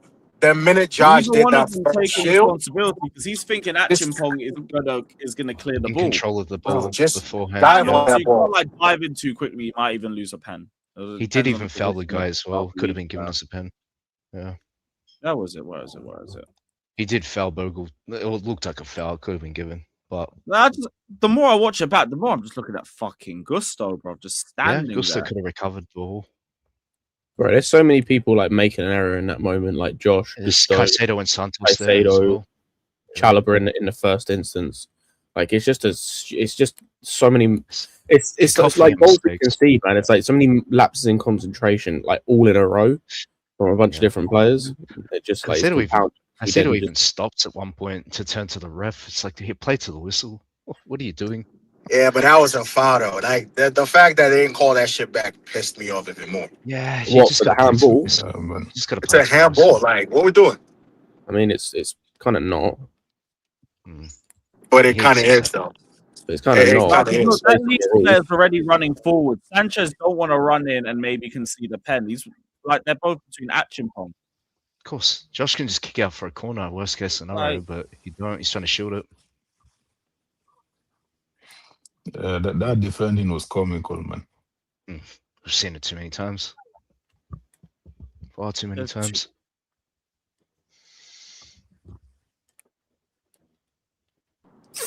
Yeah, one of the easiest things Josh could have did, shield the boy. If they bump you, fall over, foul. Hey, Joey, go fuck yourself, you retard. How about that? Okay. Yeah, it's one of them ones. I didn't expect Learn the fucking rules of the game, bro. Well, what happened? This has been a long time. Hey, what were you saying about it being a handball? Yeah, it's not based on the rules. Like, again, Bro, it is a handball based on the rules. Not What do you though, mean? bro. It's not though. Apparently, the rules state like because he wasn't the goal scorer. Exactly, because it's accidental and it wasn't a goal scorer. Because it's accidental and he wasn't a goal scorer. I completely understand why it wasn't given as a handball because of that reason. The thing that I said last night when we were talking about this on Casually is where his arm is. No, you got a rule against it. Because his arm is like up. That's where you can argue it's like not a natural position, but it's not a handball based on the like the accidental thing is 100% correct. It's not hand to ball sort of situation. It's just because of where his arm is. Like if his arm was by his side, it's a complete non-starter in terms of it is not a handball. Because his arm is up, it's like I can understand why people think it is handball. That's got background noise quick. Sorry, say that again. I think it's got someone in the back. No, it wasn't him. It was Daniel. That was Daniel. Yeah, this is what I'm saying. Like this is where like it could be given because of where his arm is. But like I said, what they said isn't wrong in terms of because he's not the one who scored and because Josh recovered and he didn't score, it's not a handball in that instance, if that makes sense. It's still got my head Based spinning. on what I read. And again, like it's part of this comes down to it being two different rulings of two different things, and then like the way it's applied in games. So, like I said, one ruling it's not a handball, one ruling it is a handball. So, because I went and tried to find the rules on it, and it kept just telling me about like the goals, like it kept telling me about like if the goal scorer handles it, and I was like, great, this is fucking great. Bro, you see when what's his name? Phase. The guy scored Dorgu. See now, if that ball had hit his hand was in a very natural position, so that goal was fine. This dude's hands was fucking like he's a ballerina, bro. That's it. On another day, that probably gets given. Let's be honest, but it is what it is. Let's be real. If that ball doesn't hit his hand, that ball goes it goes behind him. I mean, that could have happened possibly, but the goal was it is going behind him. There's no consistent with this referee, man. Honestly, it wasn't. I wanted to watch it again one more time. Just I think apparently we had one that was disallowed as well.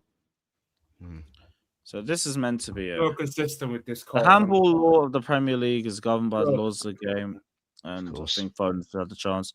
A hand or arm offence occurs when a player deliberately handles the ball, or when the position of the movement or hand arm is judged to have made the body unnaturally bigger or directly led to a goal scoring opportunity. Well, that's a goal scoring opportunity. Oh, dear me. Guess they're arguing that point specifically. Was it a goal scoring opportunity up until that point? Well, yeah, they're arguing that because fucking Bogle's holding it up. But even then, that hold up is what's leads because he ends up turning. So what kind of technicality did they get away with then? Exactly, bro. That was some bullshit they did. Must be thinking, well, the goal wasn't scored from that precise moment. I'm guessing that's a technicality. Yeah, they're saying because he fucking held it up. but it's all part of that same play, bro. Like the play It's still part of continued in that the end phase. and the No, story. because he's held it up and then Caicedo's kicked it and then Achimpong's holding it up. So they're saying it's not a direct goal scoring opportunity because of all the pile up before that. That's what it is. Yeah, because it was recoverable in their eyes. Like, Chelsea could have kicked the ball out and not leaned to a goal. So Yeah, because it's touched like 2 or 3 players. it is. Yeah, it did. This is so fucking. Still American when it comes to Chelsea. Yeah, fucking Tim Pot. pretty much. But that's why they're saying it. No one's saying Sanchez's fault. No, it's not Sanchez. It's just annoying that we can see the way that goal, isn't it? 100%. You're even a 2-1 up. What do you want to win that match? You know what? Yeah, it's touched about 4 players after that. It reminds me of the Wolves game as well. Like we switched off after the 60th. No, I hear it. It's a bullshit reason to disallow it. Well, It's a fucking handball in the build up to a goal. Like, what are we doing? Bro, Lewis, we've seen games where shit like that happens anywhere else on the pitch, and the ref goes handball, and then the other team just takes it. Like it's happened in so many games. So the fact that in that situation it's accidental, bro. Refs call that accidental handball for fouls anywhere in the pitch, time and time again. This is why the handball thing is too inconsistent nowadays the with the referees that we've had in this league. It's too inconsistent. Right. The officiating in this league is inconsistent. Oh, it's the worst. Yeah. It's been like that for time, to be fair. Yeah. We just thought VAR, the introduction of VAR or semi-assisted VAR would just eradicate this kind of bullshit, but then they keep changing the rules. Like, what really is a handball? What isn't a handball? What is a foul? What is not really a foul? Like, that's where the problem lies. That's why there's no consistency. Yo, and there's the same ref that when Cucurella got his hair pulled, he never gave that guy a red card. Same guy, right? Against Bournemouth. I believe so, yeah. Same guy. Went to VAR and just went, play on. But then when another team does the same thing, they get a more favorable decision. That's why us fans think there must be some sort of bias against us. Remember So, Villa? it's just- yeah. Villa at home, that's another one. Yep. And I think that's where ultimately where the frustration comes in terms of like, because I'll be honest, I stand corrected on the rules and whatnot. I didn't find this fair play. But I think that's like I said earlier, that's the big issue in this. Is because I agree with, I think CA Mafia said it earlier, if we'd scored that and it had happened, we 100% get called against us. And I think that's the bigger issue of like, it's just not fucking, it's not consistent. Like, it's just not consistent. There is no consistency. There's no, yeah. That's all it is. Mm-hmm. That's what kills us the most. But yeah, you got to control what you can control, and the most basic ones play to the whistle. You think it's like obviously it's a player, right? You're just in the head. And I think what makes it worse as well is, and again, this comes back to refs, because of the use of VAR, the refs are less likely to give something in the moment of like, because like they maybe didn't see it. The out that they've been given, and it's not a great out, but the out that the referee has been given is because obviously like the ball touched his hand, he then gets under control. The play then progresses for a good another like 30 seconds before the ball goes in, or 20 seconds, whatever it is. And like we've got back into a defensive shape. So they get given that out of, even though it's in the same attacking play, like we got back and defended and then we just made mistakes. Whereas if the ref just calls that in the moment, like blows his whistle and goes, that's a handball, like that's it. This argument doesn't happen and they don't get that out, but he doesn't want to blow his whistle because he doesn't want to make the decision to like, you know, he doesn't want to take the initiative of taking the decision because it's VAR's there. Yeah, the VAR. Yeah, I get what you're saying. Like, That'll bail me out. VAR would check me he if I gets got an it out wrong, for that, right? which is like bullshit. But then what happens if the VAR guy's like, no, your decision on field is good. You don't need to overrule it. He's like, okay, fair enough. I was right in the beginning. So like, that's the problem with VAR. To hear it. Yeah. We need to be able to hear what these refs say, man. Like the same way they do it in They basketball. only give you a select games to do it. That's the problem. Yeah, that's the thing. But every single time these men make a decision, we should be able to hear what the refs say. Accountability, huh? Yeah. Not It's too even much at that. Like the stake. players on field hurt. Well, here is our pen. No. It's just too much writing on these stupid decisions. City Fulham. Oh, let me check. We 100% don't get that call, issue. 100%. Something's having penalty in that? What's No. We don't get the favourable decision, that is.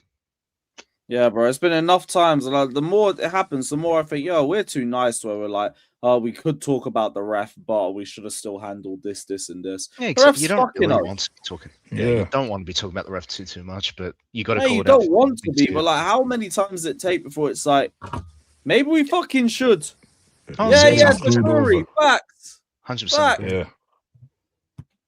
I'm not going to blame it. We do Getting this too screwed much. over. Yeah, that's fair. When it's logical to say that, then we should call it out. Yeah. Because we're not making it up. It's not some conspiracy. You can see with your own two eyes. Fucking But yet again, we had a chance to right that wrong. That's what it is.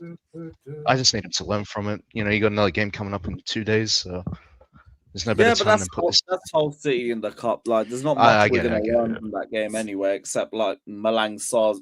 Why do I keep calling Malang? Mamadou Mamadou Sarr's Sarr. debut. No, I get what you mean. Fucking Just in hell. terms, I'm just coming from the point of view of like the standard of like don't get fucking beat by whole City. Whatever you do, No, whoever's on but the we're not going to losing. slap We're them not- comfy, man. Comfy. Yeah, man. You could even throw that front three of death out and we'll win that. Yeah, 100%.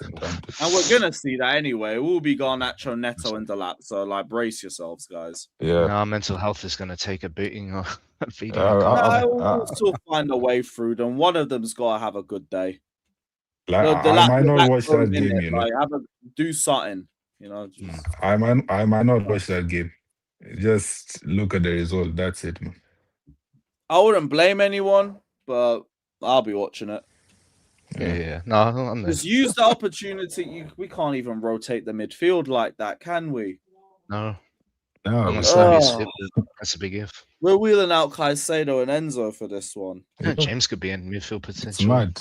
No, I wouldn't play him. Who else? Yeah, Who I wouldn't else are we gonna play? Well, you know how it works. Yeah, I'm not wasting James on this one either. I hear that. I wouldn't be surprised. That's what I'm saying. I wouldn't be surprised, but I hope I'm wrong. A lot of stuff that don't make sense is what we're seeing.